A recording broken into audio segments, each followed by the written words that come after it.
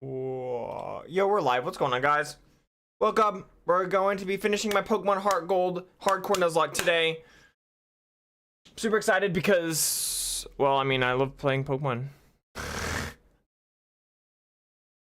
We're gonna watch this J-Rose video, which is appropriate. Beating HeartGold to Silver with a Spinnerack. Makes sense that we would watch this considering we're playing HeartGold to Silver. Just for something on the background, but let me do a team recap real quick before we get started. Oh, I almost forgot. I gotta pull up the level caps.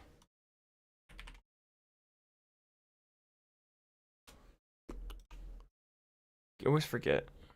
We need the one for HeartGold to Silver. Right. This is just for me you guys don't need it. All right. So we got MYAAA, the Ampharos, with Early Bird, Thunder Punch, Charge, Discharge, and Thunder Wave. We got Kenya, Savenya, the Shaman, with Rockhead, Growth, Magical Leaf, Leech Seed, and Synthesis.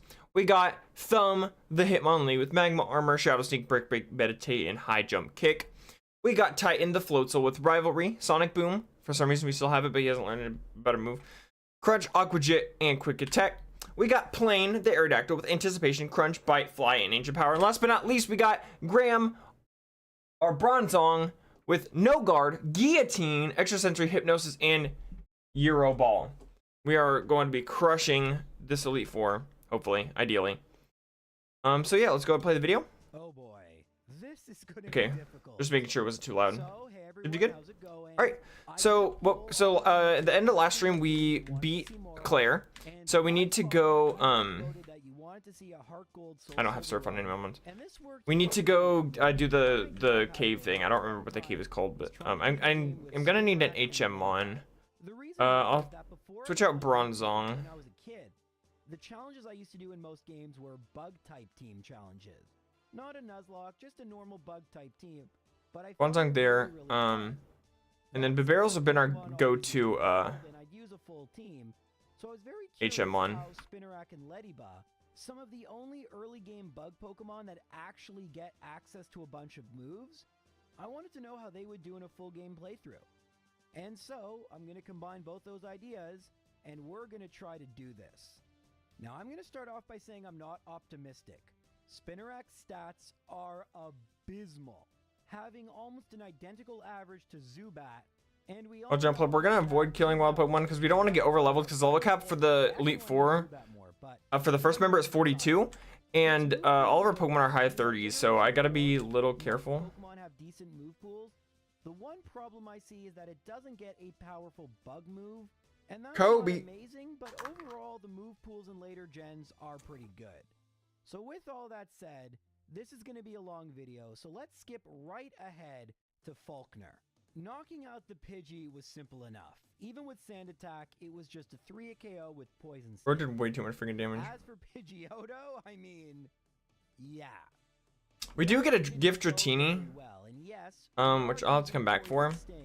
But referring back to Spinnerack's move list, unfortunately, it's going to be a very long. This is our encounter. Before we get I don't want this thing. Better than Poison Sting. So, and that's going to prove whatever. to be a pretty big problem.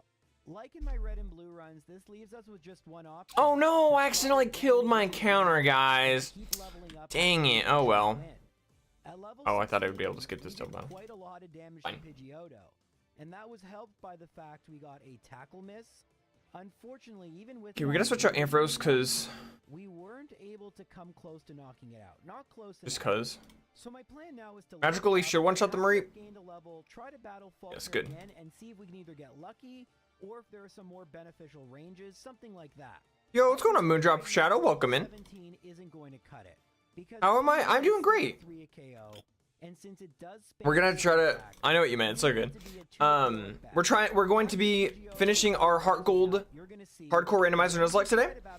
I already did a team recap, but I'll just do a quick one real quick. We got Ampharos, Shaman, Hitmonlee, Floatzel, Aerodactyl, and this is my HM1, but it's actually supposed to be a Bronzong with No Guard and Guillotine, which is absolutely insane. Now Pidgeotto uses Gust. It looks like it might be a 3. But we gotta go back and we gotta deposit a Pokemon because we gotta get the gift Dratini. Well, we don't have to, but I want to get the gift Dratini. Pidgeotto thinks tackle Where's my Pels? and by using tackle, I'm gonna get another turn to attack. We actually get Pidgeotto to relatively. When your bug only in shield, which took 3 attempts, dude, that's awesome. Was it a Nuzlocke or is it just a regular playthrough with only bug types? Oh, I fly. What am I doing? Level 19 really doesn't change very much, but I will say that I'm very glad this is in Generation 4 and not Generation 5, because it's only taking at 4 times speed about 6 minutes to level up, as opposed to in Generation 5, where the they were separate. Oh, okay. Scale based on your level. That's still awesome though. So it might take 10 to 12 minutes. Okay, so we gotta deposit Pokemon. We're gonna deposit Hitmonlee. Level 20. By this point, I've actually stopped battling wild Pokemon and just And then I wanna heal real quick. Because Amphy's sick of beating. I don't think we need to, but whatever. Against the first Pidgey, eventually I'm going to use Poison Sting, and Tackle actually is better. We're going to knock it out, and we will hit level 20. And it's at this point everything changes, because we now outspeed Pidgeotto, and that's huge. Poison Sting looks to be doing about 20%, so it'll be a 5-hit KO. You're doing poison only? That still does pretty The area good poison damage. types mostly spawn. Effective. You can see Are you doing poison only in the same game, or are you doing a that different game? Poison I didn't know. Sting- Gust is lowering my HP further, but I should have at least 2 more hits left. Now, as it turns out, it's a speed tie, meaning a 50-50 chance who goes first. This time it was Pidgeotto, and like I predicted, I have 1 more hit left. This time I poisoned Pidgeotto. I wish that would have happened earlier, but if I Same game. outspeed, I The only actually game with me will right now. win, Oh yeah, and fair enough. I outspeed. That took a very Do you like an hour, what am I looking for? Oh yeah, right. 30 Do you seconds. like I oftentimes state like that do you Falcon enjoy is the Pokemon Sword and Shield? easiest gym leaders in all of Because in my Pokemon. opinion, they're like Yet, when you play with a Spinarak, probably like he is my anything second least but favorite Pokemon games personally. While I'm grateful to be finally past him, I'm not entirely convinced that the difficult part of the run is over, because even Bugsy might prove challenging. Scyther is a very powerful Pokemon, and we only outlevel it by 6 levels. Kind of do. The only problem for me is Hop annoying the living crap out of me. Fair enough. Hop is just like a worse version of How. What am I doing? In my opinion. I go for Shadow Sneak, which He has, like, is less character. against Rival 2's Ghastly, but it's not doing much more, and Scyther knocks me out with more than half HP remaining. Sure, it got a crit, but that is looking pretty scary. So let's just try again. Maybe we won't get a crit against us.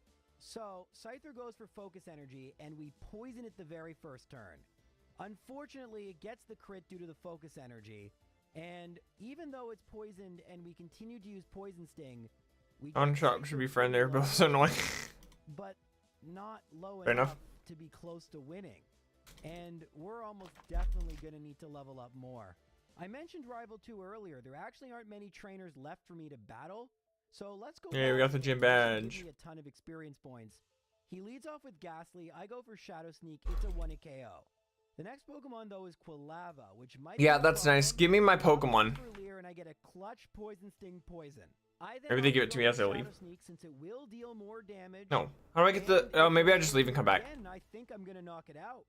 One more What the Shadow heck? Sneak, and I get by Quilava. Awful move selection, but I'll take it. Did I already get it? Shadow Sneak against No? Zubat. It goes for Bite, not a big problem, and we've beaten Rival 2 fairly easily. Yeah, that's fair enough. We've leveled up to level 24, it's such. but I don't think Legends that's Arceus is the most story-driven Pokemon game, not based on so what it we've been has seeing. very low replay value, unfortunately. But I'm confused. I thought I'd get a free Dratini. I go for Poison Sting. It actually went for Leer. I don't but know then why I'm not Zubat getting a gets Dratini, crit, but and yeah, I mean, I'm not doing enough damage. It's just simply not going to work. After 6 more losses, I decide to backtrack through Union Cave and battle whatever trainers I forgot to on Route 32. And then just kind of hope, because there aren't many levels I have left to gain unless I want to go back to beating up on wild Pokemon. please tell me I have an escape that rope. don't give much experience points at all. Alright, well after all that, I do manage to gain a couple levels, and I battle I do not. Bugsy again. Ugh, This gotta time, leave the Leer old-fashioned goes way. for quick attack. I want to get the poison, but I don't get it. It's doing about 20% though, same as the Pidgeotto. It's almost like we're playing Gen 1 again, because Scyther gets another critical hit. That is a 6.25% chance, and we're going to lose this one. It's not looking good. Unfortunately, like I said, there aren't many options. Oh, I have a charcoal. Right, I meant to sell the charcoal. This time Scyther goes for focus energy. Close to the wild area. But I don't get a poison. Goes for Oh, attack, yeah. no critical There's a hit. lot of dialogue in the later Pokemon games. That's why I like the earlier Pokemon games more, because it's more just focused on the... Scyther is a citrus berry, so that's going to give it another Ooh, we can see him here, hold on. Shadow Sneak does do more damage, so I'm going to go for it. It's like the worst move in the game. It's faster, so it goes first. I go for Shadow Sneak. It goes for quick attack again, and I knock it out with a crit. All right, we should win. Metapod and Kakuna are the final two Pokemon. Don't worry, Claire, I don't plan on losing. I try to get a poison on Metapod. We're gonna start by Elm, because he's gonna give us the Master Ball. Has the Swarm ability, so Leech Life is gonna do a ton of damage now that I'm below. And before we do that, we gotta get our Pokemon back. Don't quite knock out Metapod, but that HP should make this a victory versus Kakuna, especially now that the Metapod is healed and I can keep using Leech Life. After all said and done, I'm gonna have 39 HP, and that's hit one more Lee back. than enough, considering Kakuna's only attack is Poison Sting. A very weak attack, as you guys know. That is not very effective against Spinarak. Now, I was unable to use this against Scyther, but I go for Sucker Punch. Kakuna was going for an attacking move, and I knock out Kakuna. For those of you who don't know how Sucker Punch works, it always goes first. However, there is a shop that we could buy PepePls. I might go do that. Or, you may have seen this earlier, Guillotine. but when Scyther uses quick attack, since they On have the same Brondong. priority, Scyther's I'll worry about that though once I get to the faster, and Sucker Punch will fail. Oh, actually, you know what? I don't think I'm gonna be able to do that. My most powerful attack, but I need to be very Because of careful the whole... when I use it, because if they don't use an attacking move or quick attack, then it just Not really does know what you're nothing, doing on which things. obviously would be bad. And speaking of things that would be bad, Alright, so we're just gonna have to rough it then. and Anyway. Whitney is almost universally known as one of the toughest gym leaders. What do you in want, challenge Ethan? runs in any game. Considering I how have to talk to my bad mom. battles versus both Faulkner and Bugsy have gone, I have very low hopes about this Whitney fight. She leads with Clefairy. I go. Oh, we gotta do the Kimono Girl thing at first. I forgot about that. For Metronome and gets Wish. Wish in a turn from now will restore Clefairy's HP by 50%. So it's a pretty good move. Now, I try to go for Sucker Punch, but unfortunately, Metronome is considered a status move. But Clefairy gets Lunar Dance. Oh my god, you may have never seen this move. It is exclusive to Cresselia. It will automatically knock out the Pokemon using it, but the next Pokemon will get their HP and power. Okay, so we got the Kimono Girl Gauntlet. Very good in some competitive battles, but not. This is gonna be interesting. That's hilarious. And now Wish will activate on a full HP Miltank. Miltank obviously outspeeds. It goes for Stomp. I try to get Poison on it, but it didn't work. I then opt to go for Sucker Punch. It does way better damage. Again, Miltank uses Stomp. Boom by Drifloon. I go for Sucker Punch again, and hey, that's a range to knock it out. But I think Whitney might heal. It obviously went for Stomp. And Super Potion. Alright, we lost. Sucker Punch fails. And honestly, I'm pretty surprised we haven't seen Rollout. Okay, so that was what I was worried about. Since I'm a bug Pokemon, yeah, that went better than... What's a Floatzel here? I mean, we did almost beat her on our first attempt, but almost doesn't really mean that much. To be honest, though, that's not the reason I'm a little more optimistic. That hurt? The big reason for that is there are a ton of trainers around. Yeah, we can't really go back out to Floatzel again without taking a risk. Route 34, Route 35, there are an abundant number of trainers. National Park has a lot of trainers. That is a ton of experience points, a ton of Pidgey, we can take Pidgey. I don't think we're gonna outspeed it though, unfortunately. But it's fine, it did like nothing. I'm at level 33 now, and my move pool looks a little bit different. We're gonna go for Leech Life as we've deleted Poison Sting, and we get a crit. We almost knock it out. Clefairy goes for Thunder. Great. But thankfully, Clefairy is going to heal, and that means we're gonna restore almost all of our HP. Now, Clefairy goes for Mimic. Easy one shot. Good. And we're gonna knock it out with Leech Life, and we're at full HP. We're making bank off of this. Alright, we're gonna go for Sucker Punch. Miltank goes for Stomp. Again, Sucker Punch. I don't know what you call it. Has only a sliver Gauntlet? remaining. Miltank goes for I guess. Stomp. Pretty sure Whitney has another potion. I go for Leech Life. I was correct. So Finally, Pokemon Amphy's speeds. I go for Sucker Punch, even if it goes for Rollout, which it doesn't. Clear bow. Oh my goodness, second try victory. What is going on? Whitney, the most difficult gym. Alright, now we gotta go to the tower. Was an absolute cakewalk. I mean, yeah, we're almost double her Miltank. I don't remember where the tower is. Gold and silver where movesets weren't as good. I genuinely don't remember. 100% take that. 3 gym badges. We've been Totally at this blinking. for 2 hours, by the way, just so you get an idea. Between Oh, I remember now. It's in the city with Jasmine. No, that's the lighthouse. runs 2 hours. Even some of the most difficult Pokemon like Pikachu Crap, where is it? just took over 2 hours of real time. So, Spinnerack is on a totally different level. Now we're gonna skip ahead a little bit. In Golden Is Silver, it an it's Necrotique? optional, but in HeartGold Soul Silver, which is I think it might be actually an Soul, Necrotique. this one. fight is mandatory, and it was very, very, very annoying because even No. though we can knock out I don't- Gastly really easily, Quilava just I don't. kept going, Oh, it's right here. This is where it is. and thus Sucker Punch kept failing and eventually missing.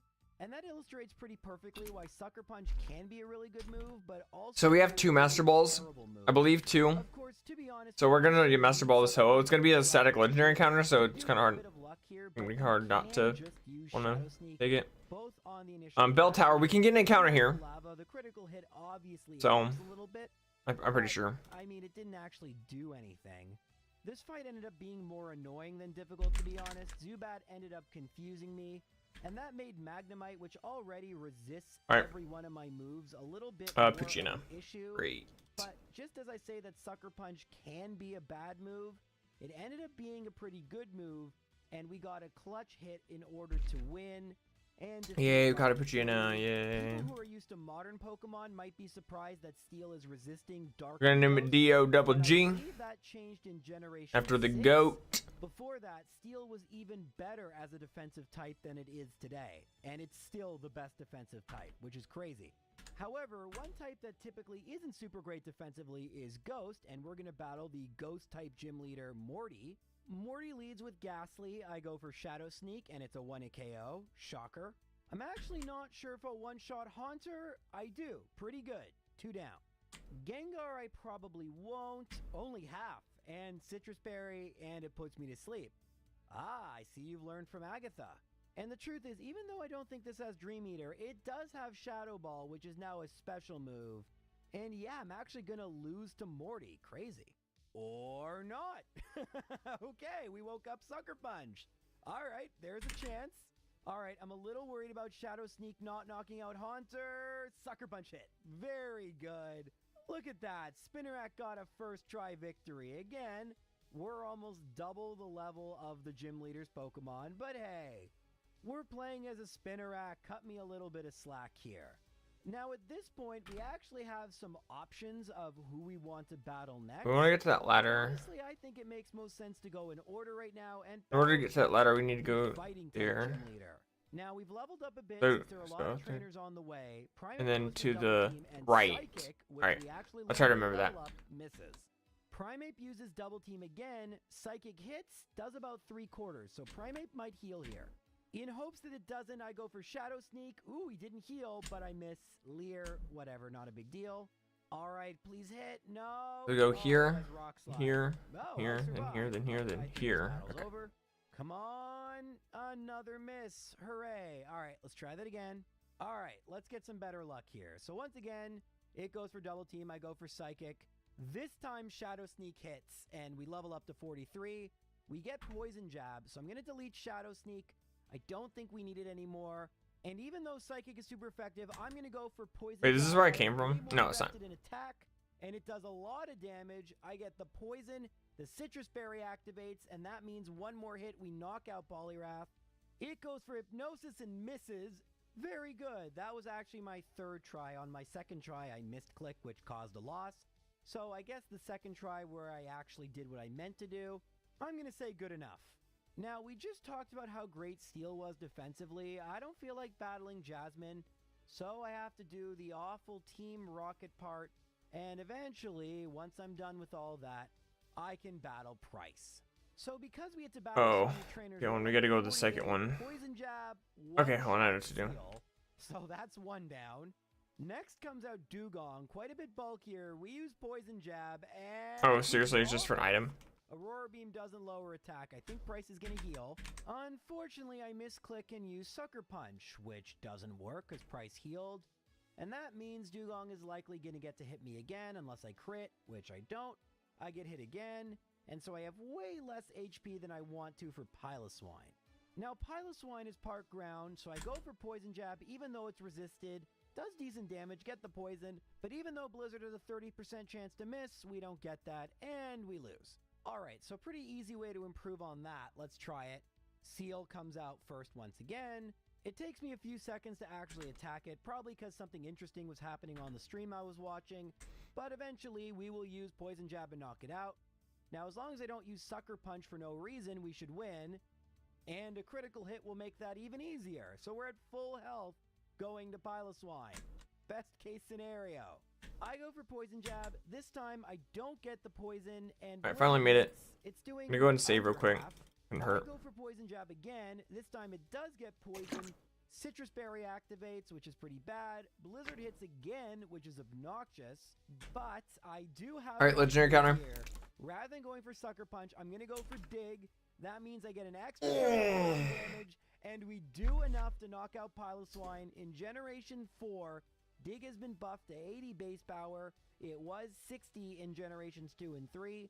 So that's really good, and as you may have guessed, this is not the only battle in which Dig will come in handy. Jasmine has 2 Magnemite and a Steelix. Dig should one-shot Magnemite, it's the Steelix I need to worry about.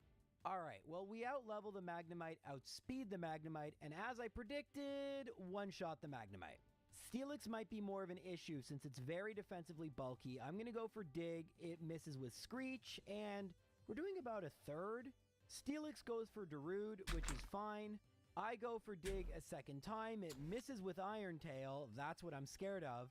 Heals with a Citrus Berry. Iron Tail hits. 30%. All right, legendary counter of the game is. We're not getting very good luck with that. All right. Regigigas. Oh my gosh, that's amazing. Dig, and now please miss. Nope, not a miss. So we need a little bit better luck if we're gonna beat Steelix. We're gonna name it Reggie after Reggie. Jasmine was gonna heal there. This might be bad.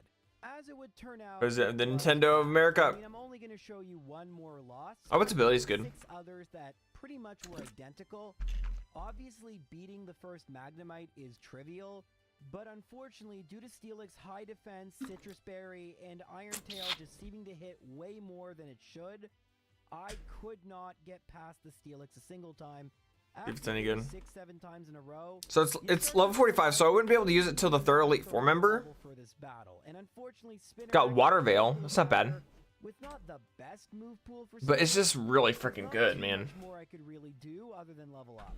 I don't know. I'm added to the team. For now, we're just gonna leave it in the box though because we can't use it. So, but that's a good legendary. I'll consider bringing that to the Elite 4. I'll consider it. Something I did not All right, now we can go to Kanto. About this route.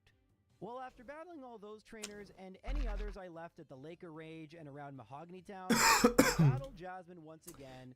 Okay, I was just making sure that we had info up front still. Obviously, Magnemite isn't going to be any different. It's all about We can get an encounter here actually. Let's do that real quick. All right, so we dodge an Iron Tail, we hit. It's not doing much more. Iron Tail at least is doing a little less, and we don't get a defense drop, so maybe this will work. Alright. So oh no, I accidentally killed it. Dang, I really wanted an Ekans, man. Unfortunately, apparently This game sucks. a 100 accurate move when the opponent uses it. What's going on here? And we can't get hit again or we lose. I don't think Dig will knock out Steelix, so we're going to have to probably try again. Oh. Yeah, I know. Yes, I didn't realize how much Dig was doing. That seems unlikely. You're also getting another counter here. Okay, I think we win now. So I'll wait till the because, hell wears off. I want to come over here because this is item. Knock us out. Wait, the sandstorm hit. I can't use this anyway, so. Subsided. Yes, we win. All right. Well, I don't know what to make of that battle. That was kind of all over the place, but yay, we did it. 7 gym badges with just a Spinnerack in a Gen 4 game, which is harder. Not too bad. We are going to gain a whole bunch of levels because now we have to do the radio. Altaria's not awful. Section. Man, I wish Gold and Silver didn't have these sections. They're so tedious. thankfully, that's just a me problem. You guys don't have to Just watch Ultra Ball it. We're going to skip all the way ahead to the final gym leader, Claire. Actually, let's skip ahead just before Claire because I absolutely hate this puzzle. It's not difficult whatsoever. It just is kind of tedious. I don't know. I think people really like it. Maybe because I'm doing a challenge run and the Team Rocket part was so terrible. For the record, Rival 4 was a first try victory in case you were wondering. But yeah, I don't often play HeartGold, Soul Silver, and all the puzzles the gyms added, I really didn't enjoy them. But maybe you guys do like them, so that might just be... I'm gonna name it Aerostratus, but I don't know how to spell it, so just work with me here. Leads with Gyarados, something she did not have in Gold and Silver. And the Gyarados has Intimidate. Aerostrati. I can't fit Aerostratus, so that's bad. it'll do. Gyarados outspeeds and goes for Dragon Rage. That's exactly. Alright, this is Tojo Falls. We can also encounter here. Poison Jab do? Oh, it actually does a fair bit. And we get the poison, so likely Gyarados is going to be healed here. But just I have to teach Waterfall to Bit Barrel. Sucker Punch, and hey, Our encounter here for Tojo Falls is camera up. I think I already have a camera so up. that's one down. Alright, so Claire still has 2 Dragonair, so I don't know which one this is. Hopefully Poison Jab one-shots. Ah, it's so close. And oh, I already have a Gym Chart as well. Well, Monferno. Alright, we're just gonna skip our encounter for this cave. Claire is gonna heal. Yep, there's Hyper Potion. So we are gonna knock out this Oh, I forgot to Dragonair, teach. but likely we're not even gonna make it to Kingdra. Oh, well, I guess we will, but I expected the other Dragonair. I might teach Waterfall to I'm not sure what I was thinking there because obviously Kingdra's the Floatzel actually. Get him a solid water type, that's not physical gonna work. water type attack. You can see it's It's not Aqua Jet. knocking out Dragonair with the single poison jab. And while I don't think the Gyarados is realistic, there are some trainers south of Blackthorn City, and I'm gonna need to level up. What can I say? What can you Unfortunately, say? the White Herb would be super useful, but it is not available until we get to Kanto. So unfortunately, we have to do this battle with 50% less attack. Alright, so now I'm at level 60, and maybe now it's gonna be possible. Gyarados leads, goes for Dragon Rage. I'm gonna try to avoid trainers if I can, but and I knock it out. Same as last time. Now we go for Poison Jab. At the end of the world if I don't. We don't knock it out. And Thunder Wave is actually worse than Fire Blast. Yeah, I'm gonna have to reset. We can't. Oh crap! I forgot he was. I forgot he was a spinner. I was curious though if maybe Poison Jab was a range, so I battle Claire again at my current level. The Gyarados fight goes identical to the first 2 times, so we're gonna knock it out. And here is the moment of truth against Dragonair. Please, no! We get the poison, so we're gonna knock it out in 1 turn, but we are still paralyzed. At least we're gonna get to see how much Poison Jab is gonna do to Kingdra. Hopefully. Let's say that should one-shot. Oh, we survived. And okay, I mean, It's on 2 bubble. that's all Oh, right. of course, yes. Unfortunately, with the Alright, he's going for the water move. Let's go out to release, and Kenya. even if it misses with Hydro Pump, yeah, this battle's not going to be a victory for me. GG easy. All right, but I was ready to stop messing around. I battled all the remaining trainers, got some rare candies, and then battled Claire again at level 67. So now we use Poison Jab. I know there's an item down there, but that's just a TM. Down. Crap, We're easily I should gonna get knock it. out Dragonair. I think there's an item here in there. Would've anyway. Kingdra is still doing over half with Hydro Pump, and unfortunately it hits again. And yeah, even at level 67, this is not a guarantee. I'm gonna go down just in case that TM is really good. All is not lost. Let's just battle her one more time. So Gyarados, we probably won't one-shot without the crit. We don't, but Gyarados is going to take one of the Hyper Potions. We use another Poison Jab, and we can use Sucker Punch to knock it out. Dragonair, Excuse me. he is even without the crit. Now we need some good Hydro Pump luck. We do not get it on turn 1, and we don't get it on turn 2. I'm so sorry, guys. My God. Oh crap! I And we just knocked a bleed. bottle off my table with my thumb. Other than retry, I have the Poison Barb equipped. I have tons of attack. I have literally zero reason to not go for discharge, but I didn't. It's gonna happen, right? I'm an idiot. All right. Let's try this. Yeah, I'm not giving you my phone Poison number, Jab, dude. Dragon Rage. I'm gonna go for another Poison Jab. It's gonna heal off. Healing Wish, great. And we're gonna go for Sucker Punch, knockout Gyarados. Less than useless in a Nuzlocke. Number 1, we're gonna go for Poison Jab. We're gonna knock it out. Please cooperate, Kingdra. Oh, this time it went for Smokescreen, and oh, we got a critical hit. Nice. And we're gonna hit and knock out Dragonair. Very nice. Okay, I'll be that careful. I don't want to works. get. Now I know some of you Trying are to fight about it if I get don't have very, to. very, very annoyed.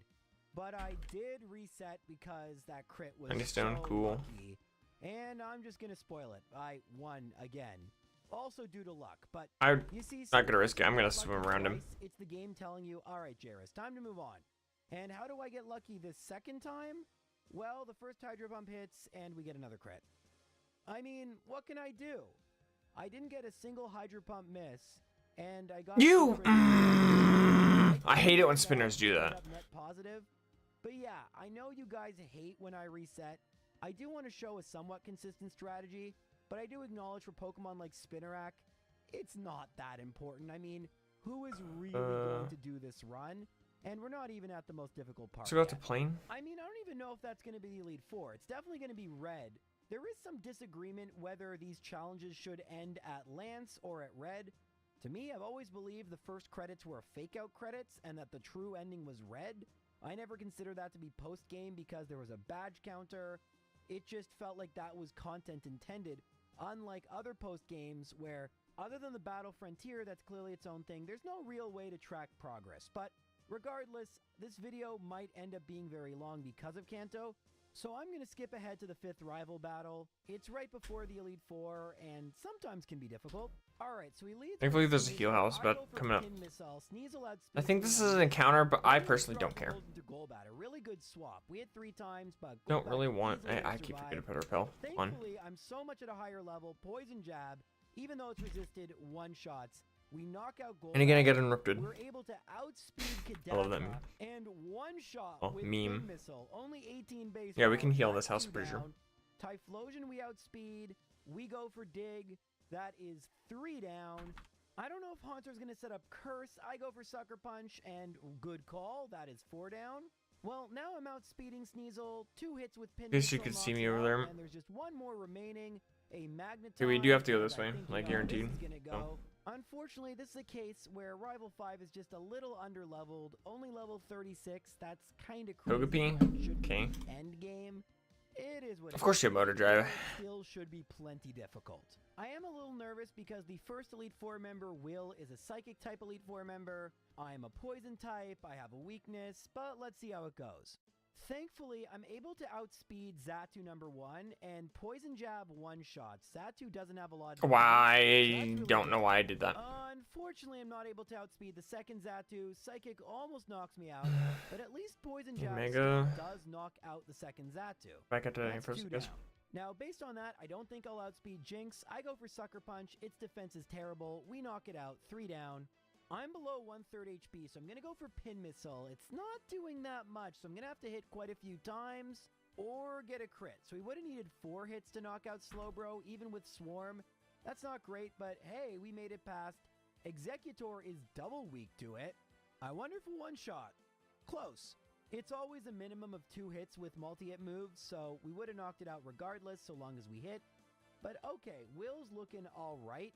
I mean, Slowbro may be a bit of a problem, but hilariously enough, Koga might be an even bigger issue, considering I don't have many great moves to hit some of his Pokemon like Crobat, and yeah, I'm not really sure what exactly I should be doing here.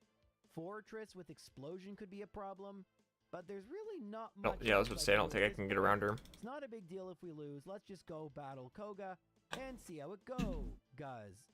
God, that was bad. Alright, well the first Pokemon is an evolved Spinarak, an Ariados. I'm gonna go for Dig, it goes for Spiderweb, which misses, and we don't one-shot. It doesn't do all that much to me. Koga's gonna... I always think Discharge can't miss. What move am I thinking of? I might be able to knock it out with Poison Jab. Actually, it's gonna swap into Venom. I don't know what move I'm thinking of. That electric move that never misses. Oh, I'm thinking of Shockwave.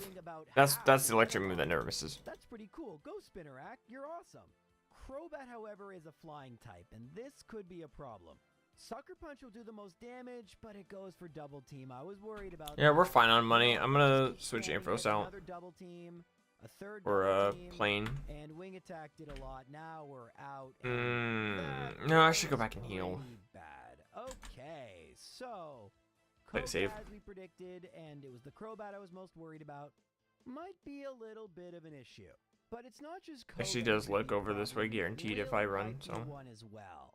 You see, with a better strategy, we can easily knock out the first Xatu. And we can use Sucker Punch as long as it doesn't use Confuse Ray. That'll easily knock out the second Xatu.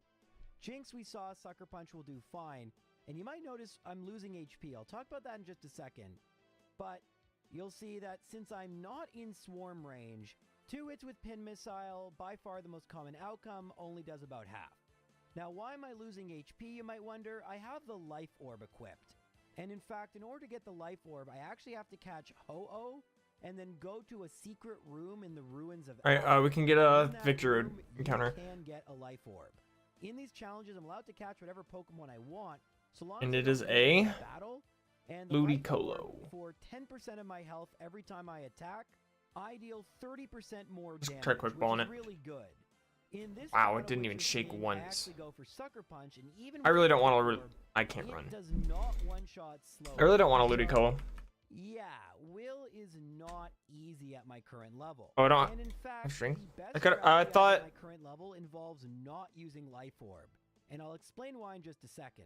So there's the first Xatu, Poison string. Jab one-shots, but we're not going to use Sucker Punch. Roll out. We're actually intentionally going to take a bunch of damage to put ourselves in range of using Swarm. Who had strength? That's gonna make Bronzong didn't Slowbro have strength. consistent. Was it Muck? Oh, it was Sucker Muck. Punch That's what it against was. Jinx, and against Slowbro, we're going to use Pin Missile. And I was thinking it might... Wow, I really need to put the repel on. It might still be, but you can see that if we're at a bit of a higher level, Slowbro should be consistent with a 3-hit Pin Missile.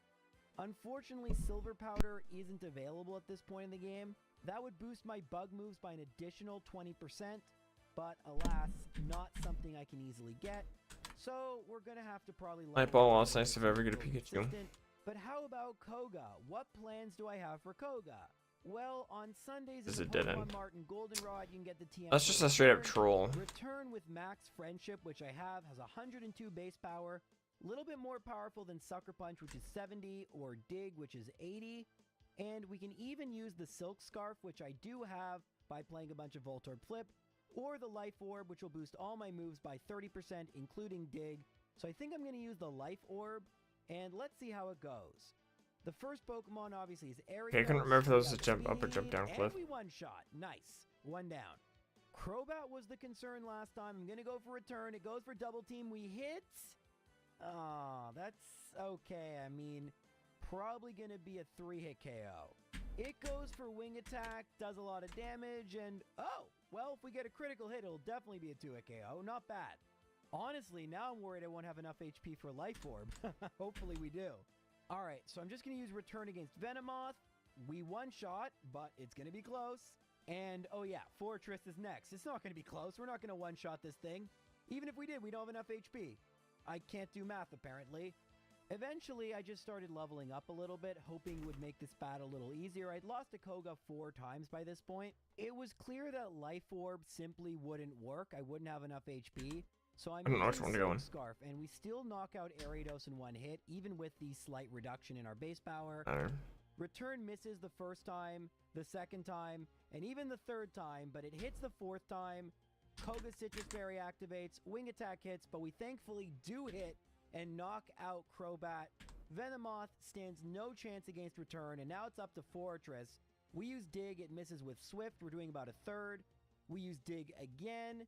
Swift hits, it's going to heal, and I'm going to go for Return when it heals because it gives me an extra attack.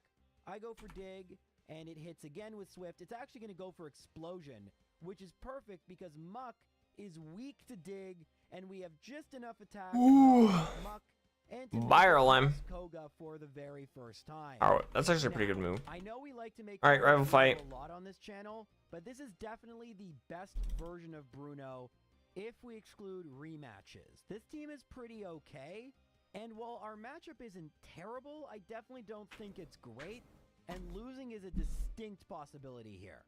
I'm most grateful for the fact Hitmontop doesn't have What if Thunder Intimidate? Punch does more That would've because been everyone's terrible. defense is worse? We do outspeed and one-shot with Poison Jab, so that's one down. Dig is thankfully super Lex is effective fine. against Not Onyx. optimal, I but it's don't know if fine. a one-shot, it goes for Darude, and we knock out Onyx with one Dig. By the way, Darude is a band that makes the song Sandstorm. I'm hilarious. Yeah, very funny me. Hitmonlee outspeeds. It goes for Swagger. That boosts my attack greatly, but I'm confused. I don't get hit in confusion, and I knock out Hitmonlee. In fact, if I don't hit myself in confusion, this is actually going to be really, really easy. Now, Hitmonchan's a little slower. We do outspeed. There it is. That's why Swagger is such a double-edged sword. And Fire Punch, it is a physical move. So Hey, you have side beam. Bruno. It took Fair enough. Let's go to Kenya, Savannah, la Bistierava. back to Bruno, but eventually Actually, don't know the we lyric. do. Of course you And I think if we didn't get hit by Swagger, we possibly could win. So Hitmontop is going to be as easy as last time. One shot with Poison Jab. Okay, we snapped out though. Still That's have good. the Life Orb equipped, so that could help me a little bit. We're going to go for Dig. It's going to go for Sandstorm. We knock out Smeargle, we should be able to one shot, or at least two shot. Up a bit, and we outspeed Hitmonlee. That's really good. I think we win. Hitmonchan's a little bit bulkier than Hitmonlee, but we one shot, and now all we have to Alright worry guys, about it's is will Life Elite Four Orb time. Poison Jab one shot Machamp? I'm not allowed to use heals. So with a crit. Not because, well, in battle obviously, but outside of battle either, because, not because I want to like force impose the random rule, but because I don't have a choice. So we're gonna have to be really careful here. And this Houndoom obviously knows Flamethrower, and I think we might have to level up an absurd amount just to get past this. I don't really see a creative way of doing that, but we're already here, might as well try, right? She leads with Umbreon, that's very bulky. We almost one-shot with Poison Jab. It's poison, Synchronize won't work. It goes for This is where we're gonna have to decide. Do we want to Unfortunately, Karen uses full restore, so I don't even have the benefit have Regigigas on our team? I feel like we might want to replace Shaman Poison Jab and knock out Umbreon. or Truth be Ampharos, told, to be I'm honest. expecting to lose this battle. I don't want to waste my PowerPoint restoring items. Yeah, I think we're gonna have to replace Ampharos for the Elite Four guys. To level up, but we'll see. All right. So we're not gonna be able to use it for the first two Elite Four members, which I believe are Bruno and Will. But here comes But that's fine. I mean, it's exactly what I thought was gonna We're gonna lead with Thumb. We're gonna try to go for a Hitmonlee sweep. as much as you think. It's gonna be rough though. Speed exactly. And as we level up to level 77, So we're gonna go over months level 42. 2 speed.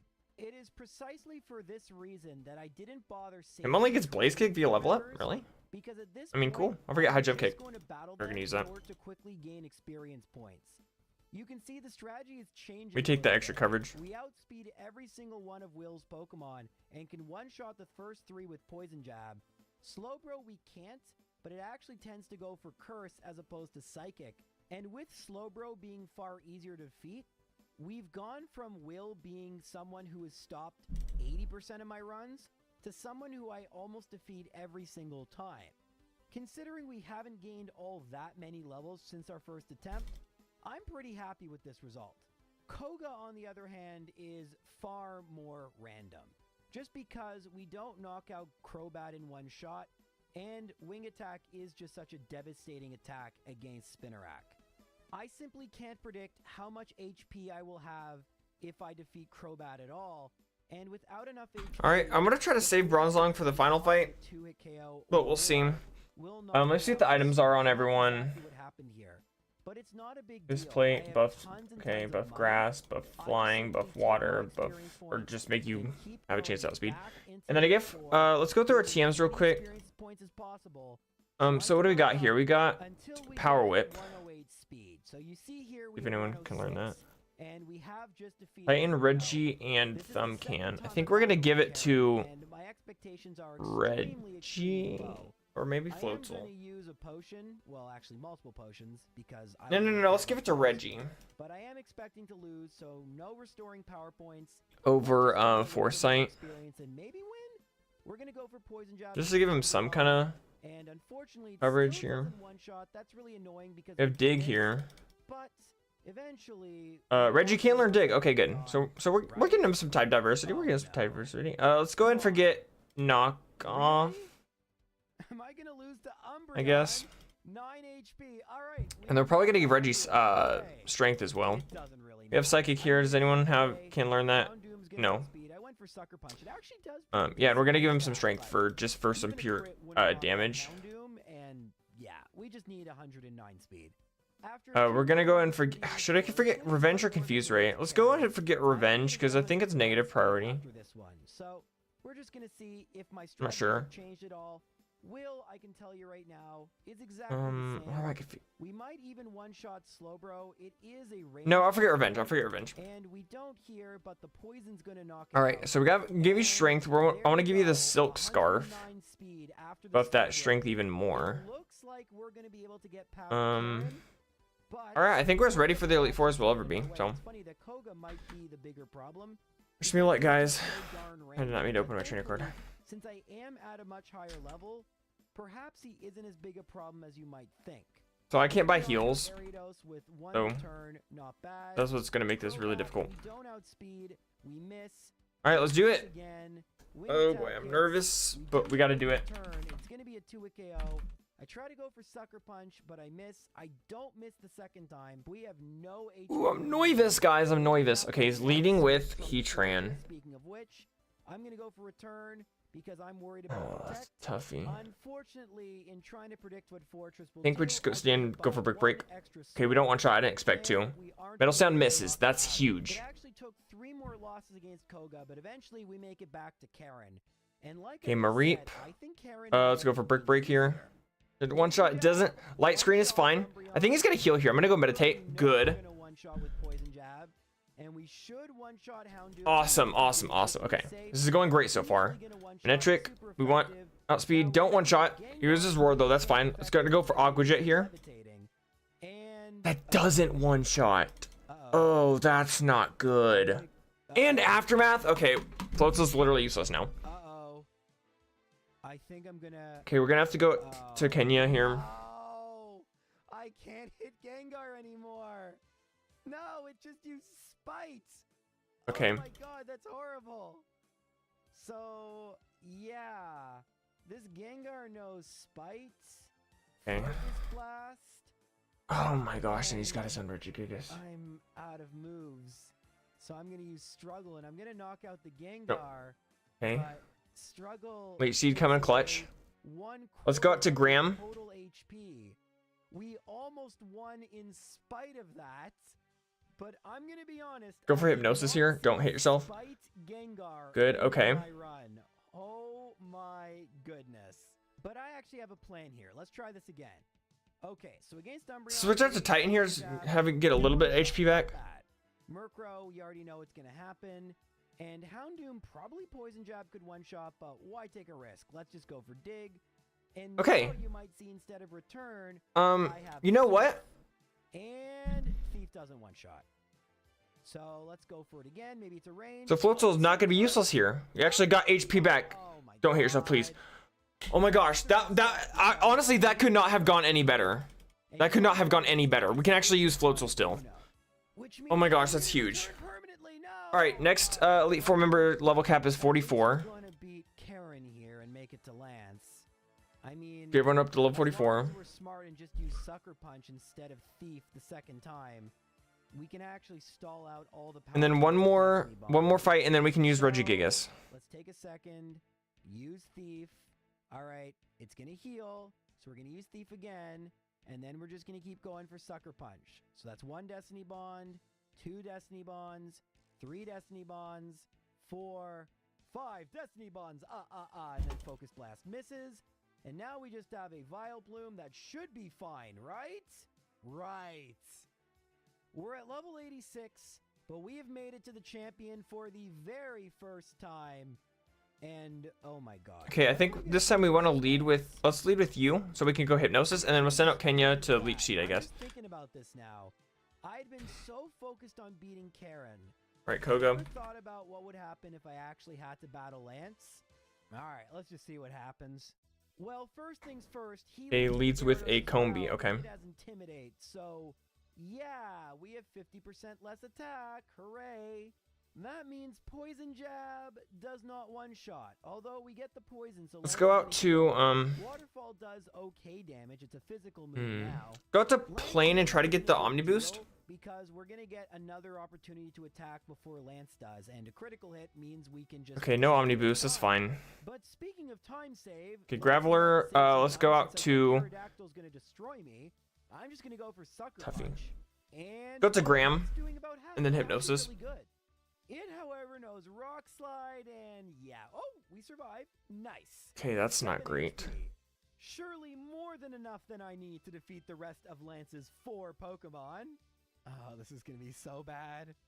Oh boy, a Charizard, a fire type? Maybe we one-shot. I mean, if it weren't for Intimidate, we actually would. And it doesn't even bother using a fire move. Why would it? Shadow Claw knocks me out. Hey, he's gonna full restore here. That's fine. Go Magical Leaf, one shot. Okay. Save and rebattle Lance as many times as I want, but the result is going to be Leads with Ekans, or goes out to Ekans. to what you just saw.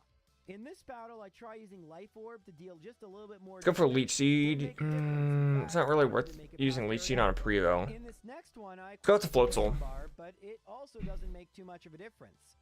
Express my ability, that's fine. Let's go Waterfall. Doesn't one shot. Misses Gunk Shot, that's huge. Let's go Waterfall again just in case he healed. Unless I get a crit. Wow, we've been getting lucky with those crits. BanP, we can stay in a one shot. A chance to knock me out with Rock Slide. Doesn't. And then we just get one The barrel, shot oh, it's a toughie. unless we get a crit, which we don't. Now the truth is, with better luck, we easily could make. Let's go out to Kenya here. Better luck. Gyarados, same exact thing, except it doesn't. Go Leech Seed. So that's kind of nice. But the way more important thing is. All right, and then let's go out to Graham. 6% chance of getting a critical hit, and now we have. Why did that do so much? For Charizard, which is good. Go Hypnosis. Unfortunately, that doesn't really make too much of a difference. We get a really good poison job with a poison. Go Extra Sensory. Charizard, as we saw, Oh, we got a crit. Dang it. I was kind of hoping not to kill. We do survive, and we will make it to Dragonite. That doesn't really help all that much if we're at 12 HP. Look at his Drought. Oh, and it doesn't even knock it out. Lance heals. Again, not a big deal because it's not. Stay and try to go for Hypnosis. So now we make it to Dragonite. And, okay, that's actually really good that we're doing about half. Dear Lord, wake up! But with the Citrus Berry, we're not even doing half. It's going to be a 3 KO. We need to do more than half. Hey, we need to go to Kenya and Leech Seed here. I realized here, pausing on the screen, even though I really want. I didn't realize how much I was going to be taking advantage of Leech Seed in this. There is a level where we would one-shot Charizard, and probably one where we could even one-shot Gyarados. That might be all the way at level 100, which could take a really long time. But at the end of the day, there are 2 more. Please just don't be asleep for too long. It would be nice if we could get a white herb or something, but like I said, not gettable until Kanto, and that really sucks. So at this point, all I'm doing is battling the Elite Four. Just trying to milk this thing as much as I can, get as much experience as I can, or not experience, health. Because I actually run out of poison jabs, and I start resorting to Thief, which makes this Gyarados fight look ridiculous. I actually do beat the Gyarados, but unless I get a crit, I'm not going to knock out Aerodactyl, and I don't. It's all good. And you know what? I don't like that Bronzong's still asleep, but I am glad that he is full health. Almost level 90. Alright, the next level cap is level 46, so we can actually use Regigigas, starting the next Elite Four member. I have acquired some PowerPoint ups. That's important because I'm going to need all 24 PowerPoints if I want to consistently make it to Lance. And yes, I'm at the point where I can consistently make it to Lance. What about Koga? Remember how annoying he was? Well, even though I don't have Return anymore, I can use Dig to one-shot Ariados, although it takes 2 turns. Against Crobat, this might stun you, but I can actually use Poison Jab. It deals over half, and I can knock out Crobat with Poison Jab. Wing Attack isn't as scary as it used to be. We can use Dig against Venomoth. Against Fortress, Dig is still a 2 KO. It sometimes likes to use Explosion, which is pretty cool, because that makes the battle a lot easier. And I'm just going to speed this up because Bruno. Alright, I think we want to lead with. He's actually gone from difficult Bruno. Let's see, there's 3 members left. The last two Elite Four, and then the champion. Every single one of Bruno's Pokemon. The only little bit I think of I. information is that for Onyx, we need I'm gonna go to for do the but even Machamp Bronzong without sweep for the using next Elite the Four one-shot member. with Poison Jab. But I'm not going to for this one just because we really need it to wake up. So I'm gonna send it to Kenya, and as soon as it wakes up, depending on what Pokemon it is, I'm gonna have to switch out. Go for Leech Seed. Murkrow we are one-shotting way long ago. Houndoom, I don't even bother using Dig anymore. It wastes a turn. Gengar, Thief, now one-shots. I can't stand against the Crobat. Previously. And Vileplume, once again. Go to Bronzong here. Shots. Now, at this point, I expect to lose to Lance, but I kind of hedge my bets. I save first, and we'll use an Ether. This way, if we get a really lucky battle, we can win because we have enough power points. And if we lose to Lance, Crit, it looks nice. like I need to level up more. Like if we don't one-shot Gyarados or Charizard, well then I can just reset, the ether is still there, and I can just lose and start the cycle all over again. Now, this battle with Lance, something kind of interesting happens that sometimes happen and I can't explain why. So after we hit Gyarados with Poison Jab, it's actually going to swap out into Aerodactyl after it heals, and I don't understand why it does this. But because it does, Aerodactyl never gets a chance to attack me, and so we can knock it out. And this seems kind of good. It's not, but don't worry about it. For right now, it's good to see if we can knock out Charizard in one hit. We don't, and that's not good. In fact, it has quite a bit of health left, meaning I'm probably going to need to level up 5 or 6 more levels. Air Slash has a chance to miss, but once it hits, Okay, that was a good play on their part. is over.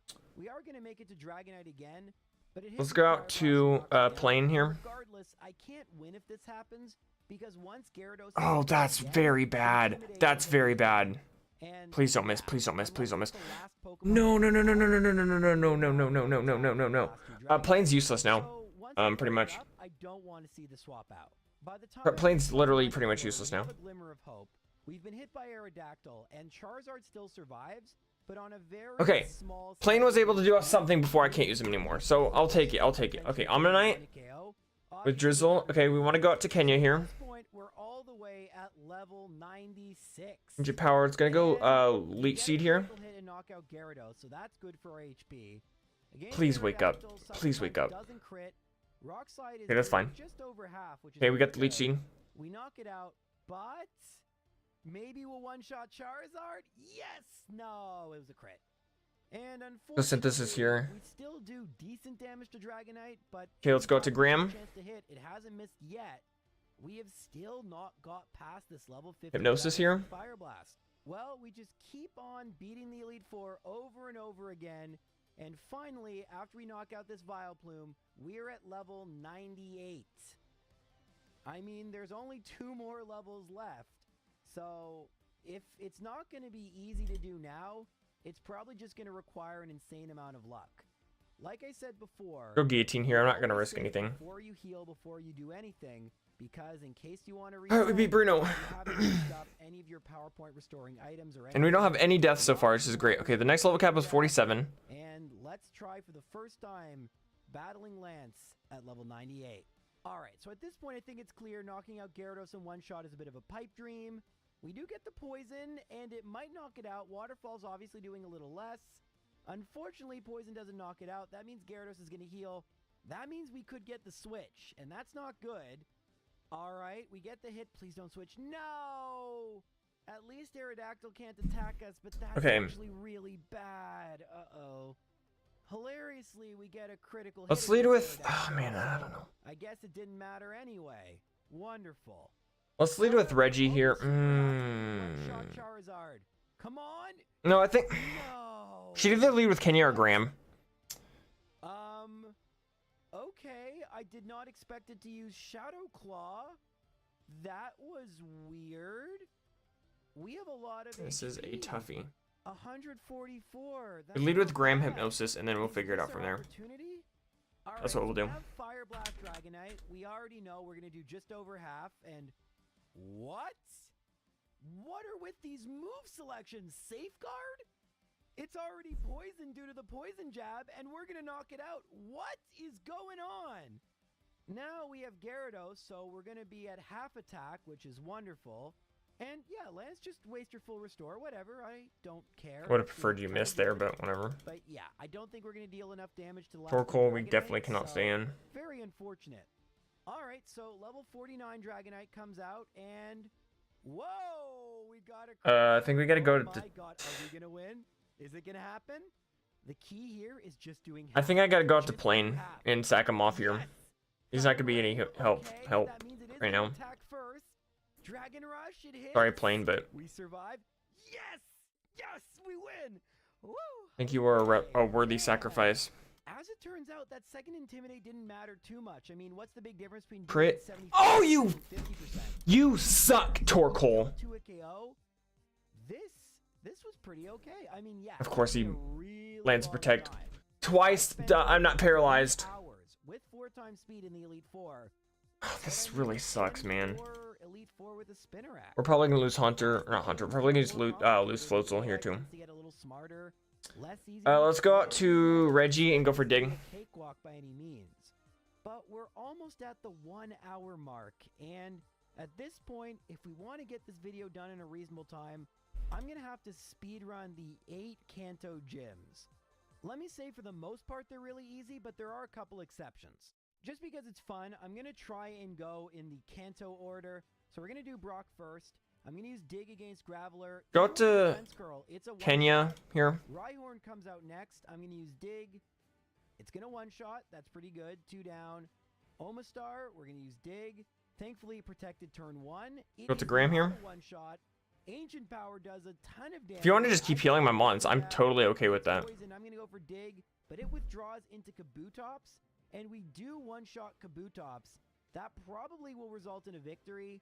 Yeah, Poison, Dig, we knock out Omastar. Now we're at level 100. Know yourself, thank you. Brock's ace in this game is an Onyx to kind of coincide with the anime. And Onyx. Now we're just kind of farming HP right now. That was the gym leader I was 3rd most concerned about, and it wasn't too bad. First try victory. Misty, on the other hand, I wasn't concerned about at all. She has only 4 Pokemon, leads with Golduck. Okay. Poison Jab, Outspeed, one-shot. Quagsire. I'm surprised how clutch Leech Seed has been, honestly. Dig, and let's guillotine here. Thankfully, it went for Amnesia. I don't want to mess with Shuck right now. Lapras is pretty bulky. I'm gonna go for Poison Jab.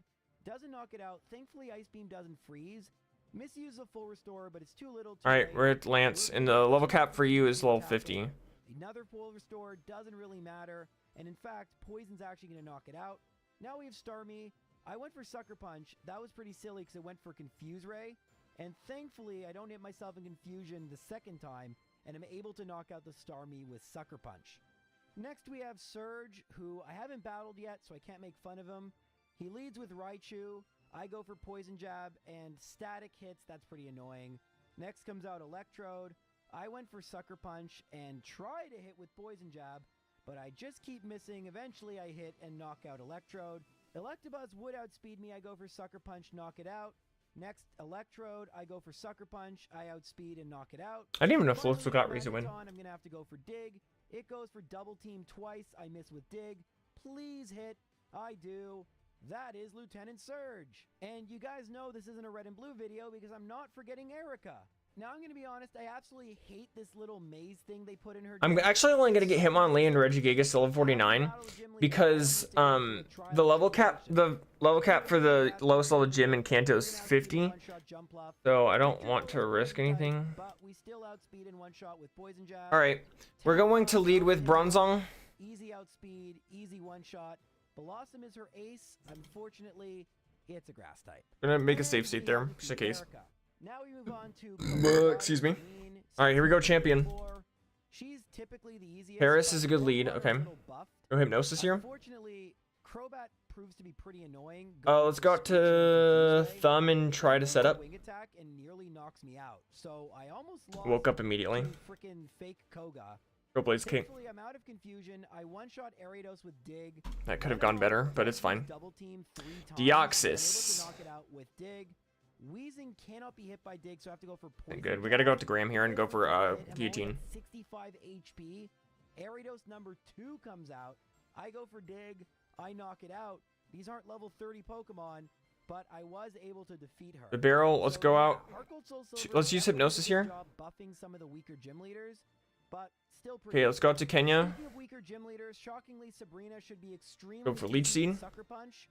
She leads with Espeon. I accidentally go for Poison Jab, and it doesn't knock me out. That's actually pretty surprising. Now I'm not going to misclick. I go for Sucker Punch. It one-shots Mr. Mime. And Alakazam hopefully goes for an attack. It does. I one-shot with Sucker Punch. I almost jinxed myself there, but hey, I even survived Psychic by an Espeon. Not bad. But this was the gym leader I was most concerned about, Blaine, the Fire-type gym leader. By using Thief against Blaine's Pokemon, you can get a White Herb. Let's Guillotine here. I think I need one. Blue has an Arcanine, but in Gold and Silver it comes out last, so we should be okay. Unfortunately, you have to battle Laffy, it's really annoying, but we'll let's go out to... Alright, so Blaine has 3 Pokemon. Macargo is double weak to Dig. I'm going to go for Thief and steal its white herb, and it went for Sunny Day. Let's go. All right, Dig knocks out Macargo. Go out to Kenya. Magmar. I'm going to go for Dig. Overheat misses. Light screen's and fine. we knock Go out Leech Seed. Magmar. Oh my god, this is really good. Now we have Rapid Needle Beam. Dash. Okay, No, confuse me. That's fine though. No. Ah, darn it. All right, well. Let's go to Graham. This could take a We're out of really long hypnosis time though, since I have a whole bunch of but it's fine. Pokemon. Go I Guillotine. saved before Blaine, right? I saved before Blaine. Shiftry. No! Oh my god. Okay, let's go Alright, out this to time I'm going to save in front of Hitmonlee. Blaine. Look at that. And I don't know what I'm gonna do here actually. How do I defeat the Rapidash? Well, Okay, one shot's good. Thief, steal the white herb, and oh yeah, Flame Bot. Ingrowth is his last mon. We got Blaze Kick. That can happen. It's a 30% chance if you Doesn't do use that a moves lot that much dispel though. We went for that. Tickle. That's AO fine with me. Let's try that again. Go to Reggie. We're gonna go for Dig. Don't even worry about the white herb. I don't think I need it. And Flame Go Body. Confuse Ray. Do we knock out the Magmar in one hit? Go with Strength. Flame Body? No, we don't. It didn't even matter. He's gonna heal here probably. All right, Oh, he didn't. All right, we beat the champion. We went through all the Elite Four and the champion without using any heals, and we only lost one Pokemon. That went really well. I mean, 30% chance. GG. It was 100%. It's crazy. I also That was have a intense. Life Orb equipped, and you'll see why in just a second. Because Rapidash, we can use Sucker Punch with Life Orb, and it knocks it out. Unfortunately, that means we couldn't steal the white herb, but that shouldn't be too big a deal, right? Alright, well in this version, Blue leads with Executor. That's going to be pretty easy. Outspeed with Poison Jab, one down. But, oh no, here's our Arcanine. Uh-oh. This should be a one-shot with Dig though, right? It's super effective. Right? Right? No. No. Oh my. What Mouse do is I dying. do? If that's not a range, then I can't level up anymore. The EV reducing berries, there are some of them maybe I could use. Oh no. Alright, so Dude, I tried a few goated times, team. and I Aerodactyl. hate to break this to you guys. Aerodactyl got us Not a range, even with Life Orb. in a good position with that current Tangela. stats, you cannot knock out this Arcanine. If we had a White Herb, it would be trivial. But I couldn't get White Herb since I had Life Orb, right? Wrong. All I would have needed to do is steal the White Herb, faint, and then come back. Instead, Anyway, let's suffer I through these credits so we can do decided Kanto not now. to get it, and now, I'm gonna be freaking stuck against this Arcanine. There is one other way of getting a White Herb, though. I really didn't want to have to do this, but I knew it was a possibility. You see, on Route 40, just west of Olivine City, you can go to the Battle Frontier. Because even though I don't consider this post-game, the game clearly does, because the Battle Frontier is open. And there is a facility in the Battle Frontier that only requires the use of one Pokemon. May I introduce to you the Battle Hall? How does the Battle Hall work? Well, the way it works is simple. You pick one Pokemon, and then you get to battle one Pokemon from whatever type you select. They start with rank 1, which are weak Pokemon, lower than your level, and fairly low stats. You can beat 10 Pokemon very easily. And once you do that, you gain battle points. You need 32 battle points in order to get a White Herb. How many battle points do you think you get for a winning streak of 10 in this facility? I'll 2. give you the answer. It's 1. Oh, So even worse than I thought. in theory, I'm going to need to win 320 battles. Now, the way it's supposed to work is as you get... All right, well, we lost deeper Aerodactyl. We got to get a new flying type on our the team. number of battle points awarded increases. The problem is, I can't get that far into a challenge because I have a Spinnerack. And eventually, the Pokemon get higher and higher level, stronger and stronger, and a Spinnerack is unable to go against even level 80 Pokemon that are fully evolved, especially ones that it doesn't have a good matchup against. So, yes, I essentially had to battle 320 times, which isn't even true, because oftentimes I would lose in the middle of a run, and if you lose before you get a win streak of 10, you don't get any points. So I probably had about 500 battles. There are a couple bonus points you get for certain streaks, but yeah, While I am grateful there's a facility that only requires one Pokemon, so we're not breaking our rules whatsoever. Another death. This was one of the most All right, tedious what things flying I've types do we ever got done in here? my entire life. We got Xatu. Only beaten by the time I Yeah. decided to We got knock out Altaria. one Ooh, single Technician. in order to EV train. Technician, Altaria. And I don't have a dragon type either. Yeah, we'll bring on Altaria. All right, cool. And the truth is, thinking back, I probably didn't even need to do this. I could have gotten some shards and probably gotten the EV reducing berries, and that probably would have It'll take a bit to level it up because it's really low level. After the fact, once I'd gotten like 27 battle points, and by that point, sunk cost fallacy. Oh god. Long story short, 3 hours later, I battle blue and I have the white herb. Executor was never a problem, and I'm just curious whether Poison Jab would knock out Arcanine. I'm gonna use it. The answer is no, it wouldn't. Hooray. After all that, I can't even say I got a first try victory. Wonderful. Okay, so let's knock out Executor. Perfect. This time, let's go for Dig. So we're gonna hit Dig, it's gonna miss, and perfect. All right, next is Rhydon. I'm gonna go for Dig. It misses with Stone Edge, and uh-oh. All right, we survive. We survive. That's good. I might have gone really quiet. Uh-oh. Come on. Come on. All right, I have an idea. Executor, we're going to knock out in one hit. We've already seen that. And you might already notice what my idea is, but if not, don't worry about it. Arcanine, we're going to go for Dig. You may have seen, but if you haven't, it's going to show up in just a second. We talk Giga Drain, and... Are you kidding me? Are you kidding me? Really? Really? I mean, thankfully, we're actually going to gain all our health back, and it was a range. Wonderful. So, that's great. Now's Pidgeot. Please one-shot. Nope. Oh, Whirlwind. No! Okay, come on. Dragon Breath gets buffed by Technician? Oh my gosh. I did not... That's amazing. Perfect. And oh my god. Dragon Breath is goated for Technician. What the crap? Poison Jab, Dragon Dance. I'm going to go for Sucker Punch here. No. There's Waterfall. Oh my god, we survive? Please? Yes. Wow. Oh my. I was worried about Blue. His team is definitely better this time around. That was a nightmare. And it's nothing compared to what we're about to face. Red.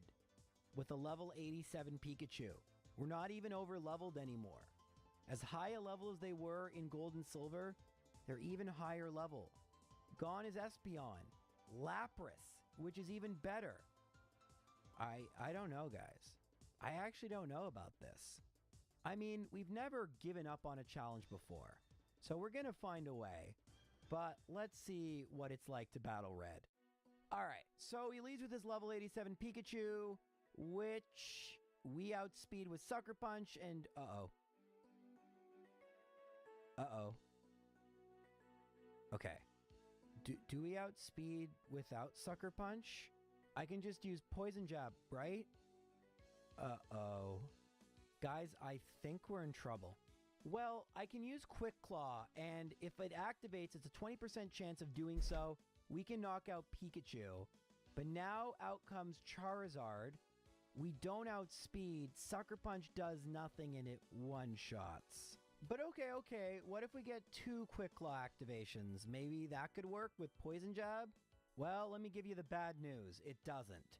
At this point, I had resorted to using save states not to get a victory, just to kind of see what this battle would be like.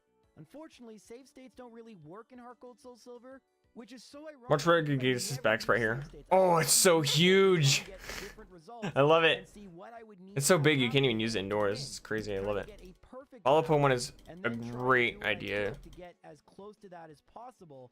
Unfortunately, I have no idea how to change the RNG. I'm sure some of you will know, but it doesn't matter. Because at the end of the day, what I realized is that Poison Jab doesn't even do half. So even if I were able to manipulate a critical hit, I would need something like an Air Slash Miss. And I want to talk about the odds of what I'm proposing even without the Air Slash Miss. So you multiply the 20% chance Quick Claw activates by another 20% chance Quick Claw activates by the 6.25% chance that you get a critical hit. It's 1 in 400 odds. But wait, we also would need air slash to miss. So even assuming it always went for air slash, which it won't, that's a mere 5% chance, so we have 1 in 8,000 odds, but it's actually 1 in 16,000 odds because there's still a 50% chance it goes for Flare Blitz. Uh-oh. But okay, you guys... It's a Smeargle campaign. Like it's impossible. There's no way of defeating it. And then I come up with some absurd strategy that never should work, maybe requires luck. I don't remember the guy is that wants us to find his brother or whatever. Not you, is it? Happen here, right? Right? No, it's not. The run's over.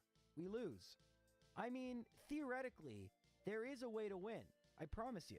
But after over 150 failed attempts, where I never even made it past Charizard, let alone the 4 remaining Pokemon, I'm going to tell you right now, I do not beat Pokemon HeartGold with just a Spinarak.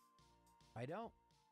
And in order to understand why, let's talk about the way that you could do this and the problems we're facing. So right now, our biggest problems are twofold. Number one, our Spinarak is too slow. Pikachu, Charizard, they all outspeed. Number two, our Spinarak doesn't deal enough damage.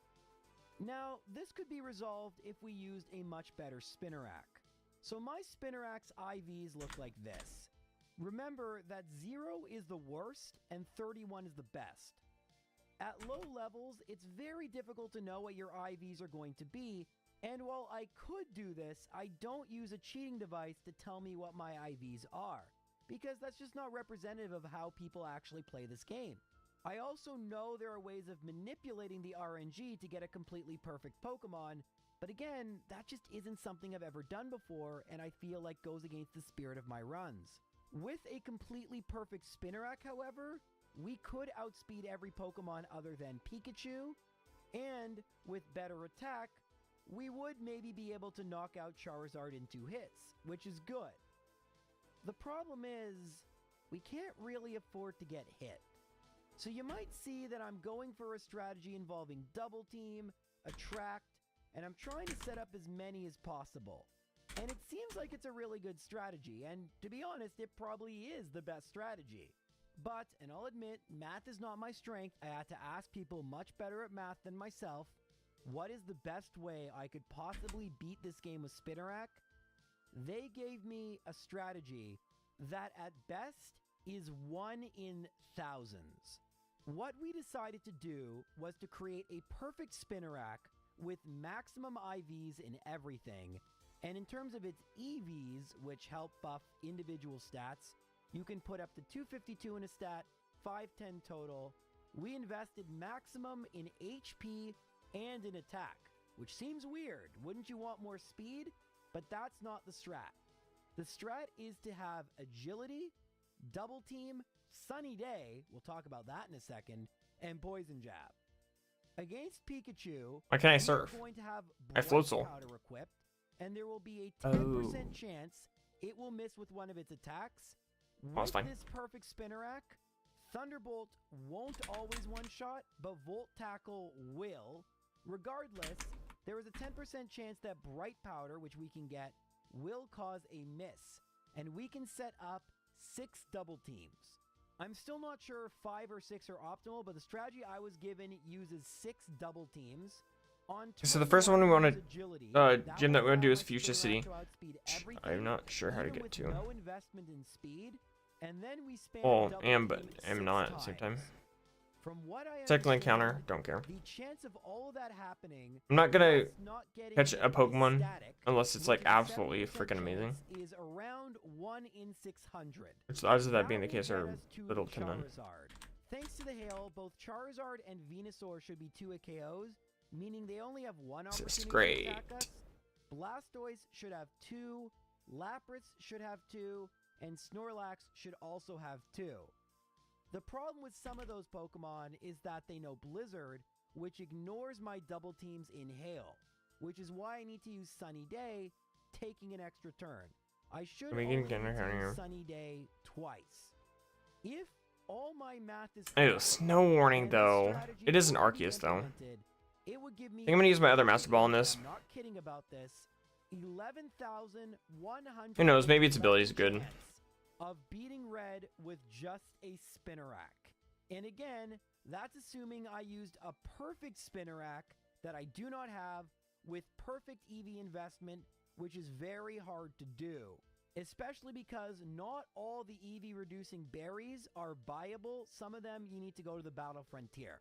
And we already talked about how horrible that would be. Now, I want to be fair here. These odds assume that anything that hits me will one-shot me, and I can tell you that's not the case.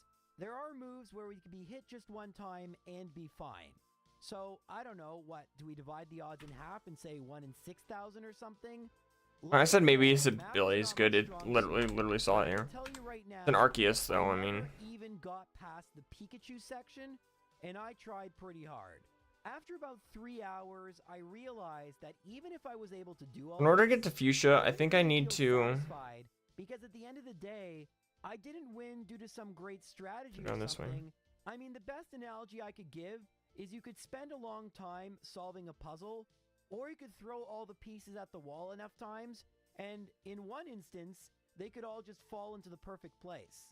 That's not fun. You didn't really do that. It just kind of happened and you were there.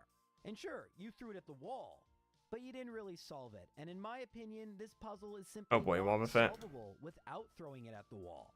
The amount of luck you need is just way too high, and I could probably spend weeks on this Go to Kenya. challenge and never Let's just beat have it whittled down. It has And Black so I Sludge, so... won't.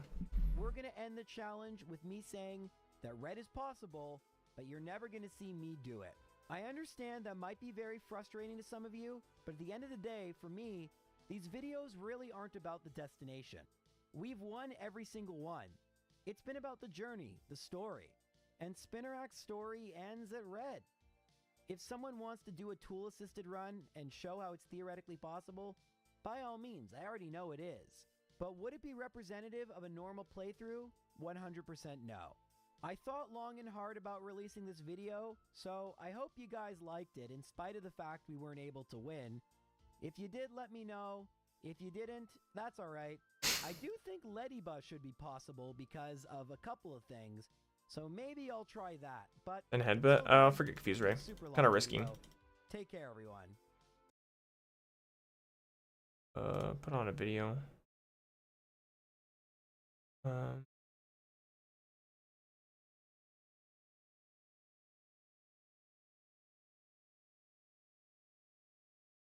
Put this video on.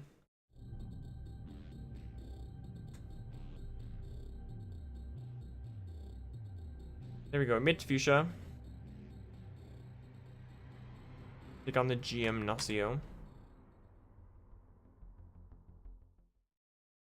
Hello everybody, today we're going to talk about one of the most terrifying series on YouTube, The Backrooms. The Backrooms originated from a 4chan post depicting a frightening liminal space where, according to the I description, think this is the real people Janine. can fall out of reality into this new world. Now this post went on to create its own unique tears, such as an entire website dedicated to the lore of the Backrooms itself, and an emergence of liminal spaces and other frightening empty environments. And while we'll talk about that some, especially at the end, today I want to focus on the Dang it, I thought that was real Janine. PeepoPls. Kane series uses the Backrooms as a vehicle to tell an overarching and intriguing story. While the terror and dread of the Backrooms are still present throughout his body of work, the series emphasizes the horror that it can create when backed by a strong narrative. And today, we're going to take a look at that narrative as well as the nature of the Backrooms themselves, create a cohesive timeline, and figure out what this series is all about. And to help in our understanding of it, the man himself has decided to be a part of this video. The full interview can be found on the second channel, which will be linked in the description. But throughout this video, he's going to help us put some pieces together. Also, here's the timeline for Go to Kenya. of the series. We'll get to that later. Also, check out the async merchandise. Pretty cool, huh? But I'm not here to talk about that. Crap, I guess want switch to out. talk about the amazing love and support that you all Go to Graham. have shown us on the Kickstarter with our movie project. Again, I am making a movie with the writer and director of the SCP Dollhouse and SCP Overlord films, and at the time of recording, you all have just finished funding the Kickstarter. I am hype as can be to like put this out there and to have you all support it this much, to the degree that now I'm making a movie. It's so cool. It means the world. You guys are fantastic. It's happening, boys. We're doing it. Now, if you're still... Because the next level cap is 53. Now that I can definitively say the movie is being made, any further proceeds will go towards making the movie better. There are several rewards and benefits you can get for pledging to the campaign, and there's stretch goals listed on the Kickstarter for what we'll do with the extra funds. The first thing that we're focusing on for any funds over... Like, it's actually not that bad of a move. ...is practical effects. Because while we have some fantastic people on the CG side, it would be a lot cooler to have real gore and real explosions. Because Teach it to thumb. I am a man of But all my other moves are better. Shadow Sneak might be better than Shadow Sneak, I guess. But Shadow Sneak's priority, and I really like that, so I'm gonna keep it. Explaining it. There's a little less than a week on it now, so get in while you can. But really, I can't properly express how thankful I am to have started YouTube less than 2 years ago, and to now be at the point where if I have a project that interests me, you all show up in droves. Alright, so the next gym that we're gonna take on is Vermilion City, which is Surge. Y'all are really neat. But do you know what isn't neat? Your wife leaving you. But do you know what is neat? Raid Shadow Legends. Did your wife take the kids? Perfect. I have to take the kids now. Leave me alone. And as perhaps even and 3 right now, do you sit? Phil, and you all go ahead and get into the video. But as always, thank you for watching. To begin, we're going to do Do I need to heal? Of the Backroom series. Yeah, I should, just in case. Listed videos on Kane's channel and another secret channel that we'll get to. And then from there, we'll jump into a timeline and analysis. So in that case, we're starting off with the first video of the Backroom series, Found Footage. The description for the video says that the footage is from September the 23rd of 1996. The description also contains an unlisted video, which we'll get to in a moment. The video opens with a group of teenagers making a home movie. From the clapperboard, we can see that they were recording on July the 4th of 1991. But if that's the case, then why does the description say that the tape's from 96? And we'll get to that eventually. As the cameraman begins to take a few steps back, he we'll put in Shaman, I guess. That he falls into the I just need an HM on so I can get the gym. Backrooms. The original 4chan post that made the image popular and thereby the story says that if someone missteps or falls in just the right way, they can no-clip out of reality and into the backrooms. Now, no-clipping is a concept from video games whenever a solid object passes through another solid object when it's not supposed to, implying that an individual can phase out of our existence and into whatever the existence of the backrooms is. Does, do you have an item? You do not. I should give you an item. Starts and ends with Kane series, because as you'll see from the following videos as well as Kane himself, this series is its own unique story. But for now, it seems our camera I think I'll give you out of the real world and into the backrooms. The camera begins to walk around and yell for help. And at the time Draco plate. The Backrooms found footage has about 36 million views. And from looking at the footage, it's not hard to see why. The environment is not only so detailed and well put together that it creates a wholly swallowing atmosphere, but because of that detail, you wouldn't be alone in thinking that this is real footage. Kane's works have become a masterclass of 3D animation, and that's definitely something we'll see going forward as well. Anyway, as our cameraman is walking through the backrooms, he thinks he hears something behind him and turns, and if you notice carefully, something leans around the corner. Whatever this presence is that's following him doesn't want to be seen. He continues to walk and comes across more bizarre settings. A ladder that leads up to a square in the wall that once walked through shows a green lit room. As he continues to walk, the architecture gets more harsh, with more unnecessary corners and turns along his path. Our cameraman I'm gonna have to do at least one battle. That implies he's not alone. The first thing he sees is a series of arrows pushing him forward, before he gets to a wall with the drawing of what appears to be a pair of eyes underneath a window. Around the eyes are several handprints and words that are hard to make out. However, among them we can see the phrase, "Don't move, stay still." Before ourselves or the cameraman has time to think on this, he quickly turns around to see that whatever's following him is now standing right in front of him. This creature begins to chase him, making these So the level cap is 53, but I'm just gonna get us to level 52. It moves in a very janky, broken motion. And as our cameraman gains some ground, The screams that are just human enough to be haunting can be heard in the distance.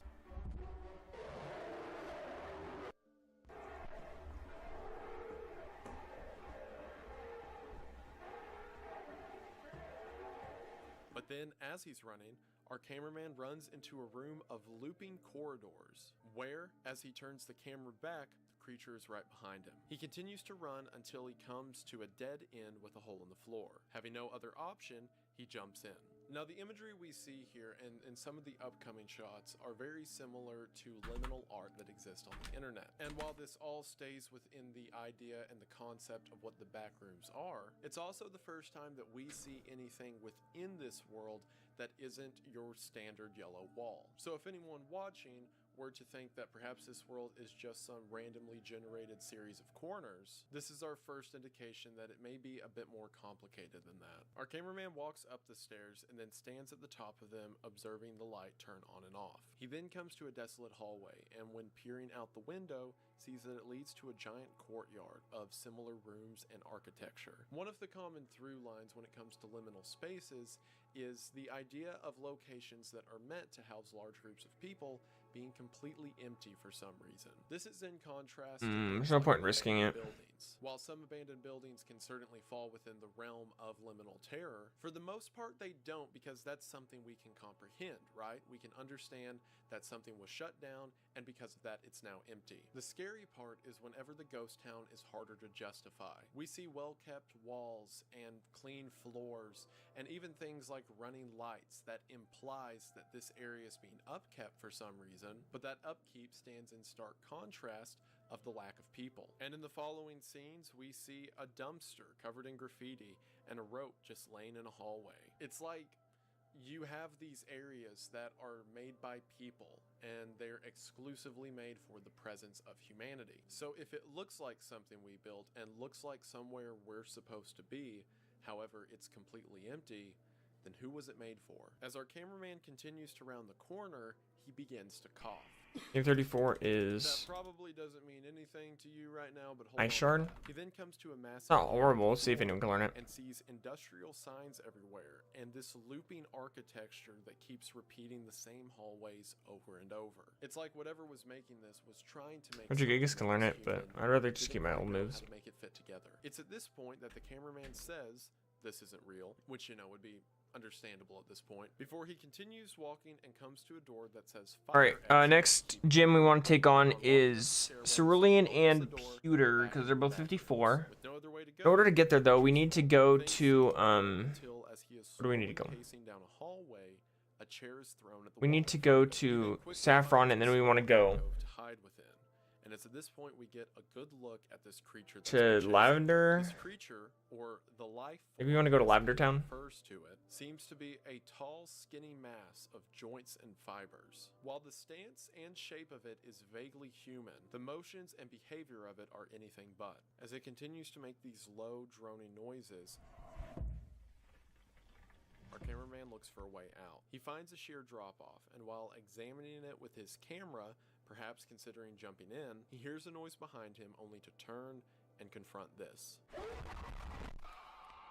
In this shot, we get the best look at the life form that we've had to date. The life form is rigid and seems to be a combination of what can only be described as something between wires, branches, and steel. Its head looks like a conglomeration of these same wires and perhaps some biological material. The only thing that can be made out on it is perhaps teeth in the center of its quote-unquote head, but even that's debatable. Similar to the backrooms itself, it's something that, while maybe using aspects and ideas of humanity in its creation, the final product is an uncanny plagiarism of the ideas it was built upon. As the camera is dropped, we can see that the life form grabs our cameraman, leaving him to a fate we can only imagine at this point. The camera cuts to black, and when it cuts back, it's now falling from the sky. It seems that, just as the cameraman phased into the backrooms, the camera phased back out. And with the final shot of the video, the camera lies there on the ground, waiting to be discovered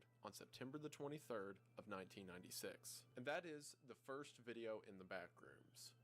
So, do you see why this picked up a lot of attention? This is the point No.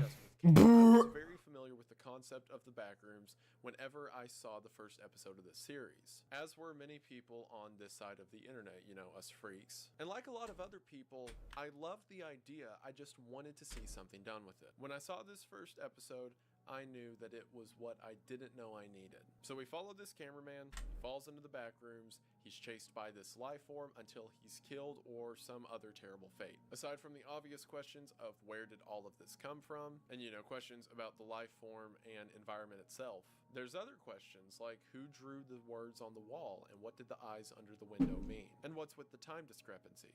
Supposedly our cameraman went in on July the 4th of 1991 and comes out on September the 23rd of 1996. And also the coughing, which you're probably not asking questions about, but I certainly was. That's not a joke, I've been doing this a while, and whenever I watched the first episode, I heard him cough and literally wrote it on my hand. Because you know, liminal spaces, cryptic messages, giant alien monster beast things, that's not what we're interested in. Emphysema.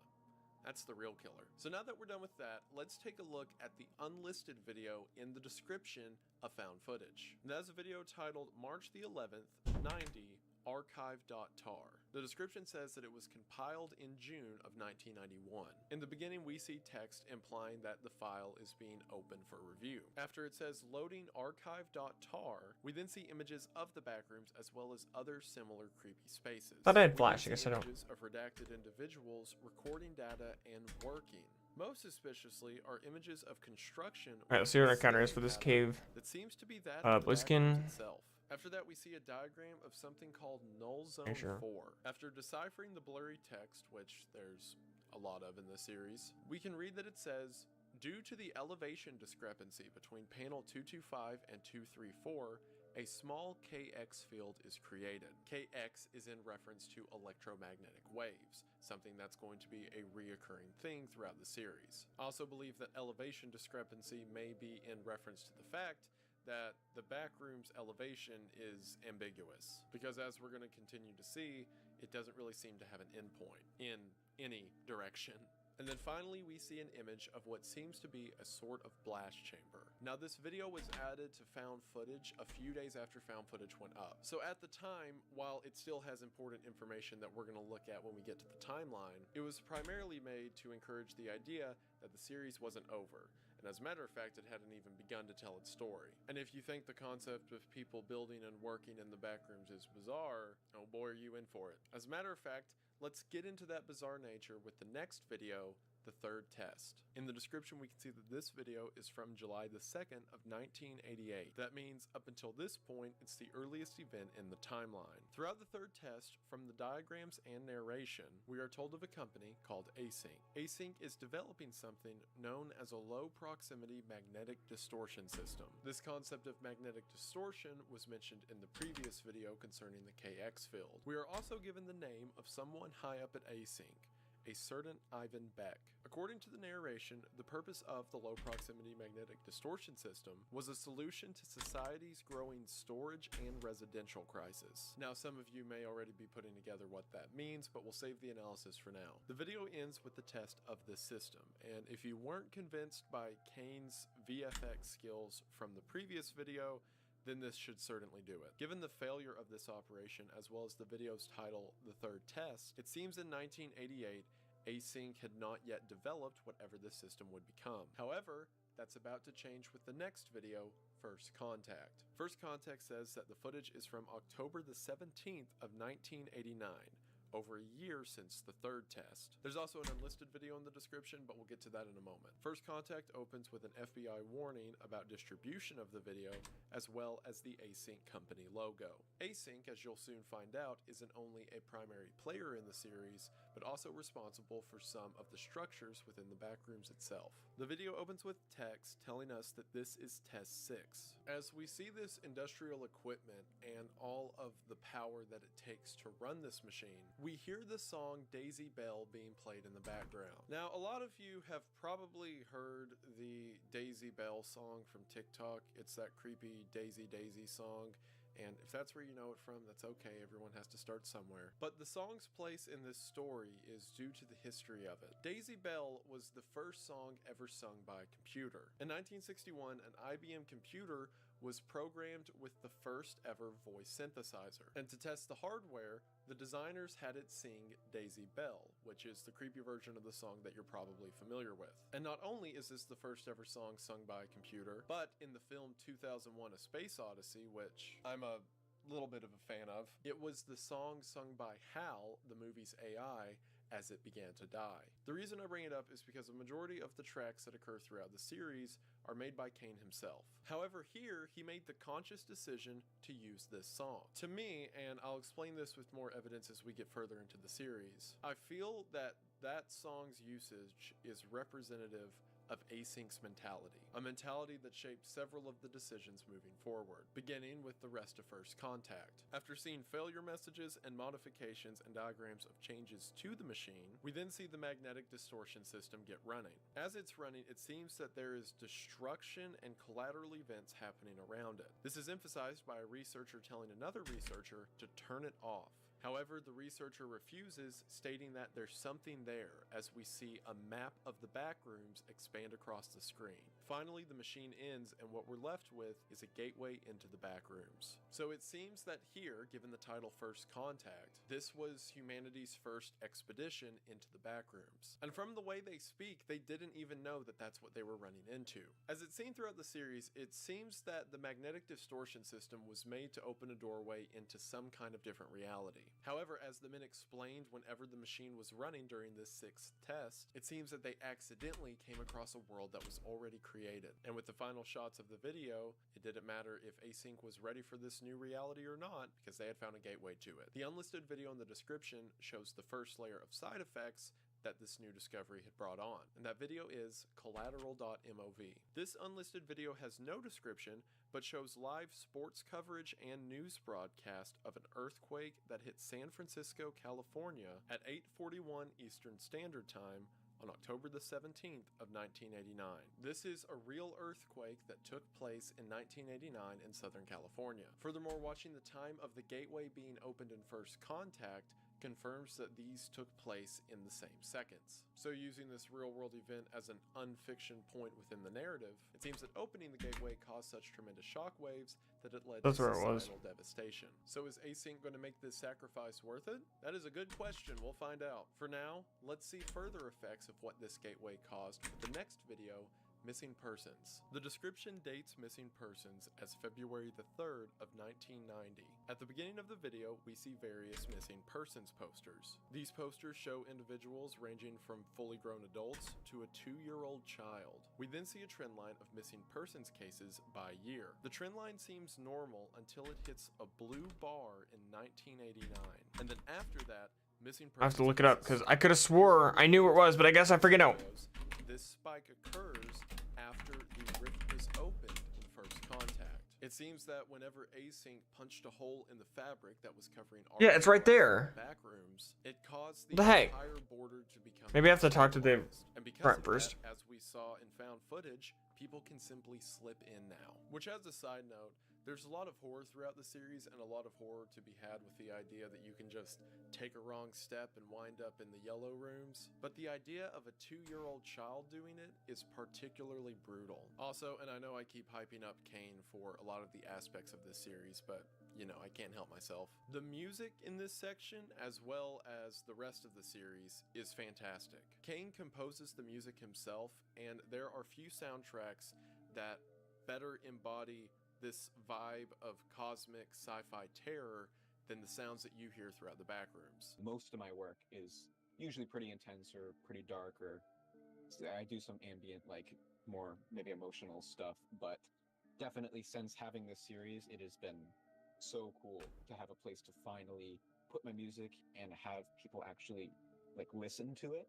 So Oh, right. I forgot we gotta go north and do the we then whatever see to a get doorway missing. and an Async logo as we observe a crew taking an excursion into the back rooms. This is just over 4 months since First Contact, and we can assume that within that time, Async was performing several endeavors into the back rooms. By the point that we see them here in Missing Persons, they've already established an SOP, wearing hazmat suits, taking a tether line so they don't get lost, and it seems from their reactions, this is still in their early excursions. Eventually the group rounds a corner and sees some sort of figure underneath 3 holes in the wall. One of the researchers says to another, it may just be a part of the environment. Again, this is prevalent throughout the entire series, but especially now, Async doesn't necessarily know what they're getting into. As they get closer, the figure comes into view. It seems to be the body of a person propped up against the wall. While this may be expected, considering what we know about people just falling into the back rooms, the mysterious part is the setting around the body. It seems that some kind of mold or rot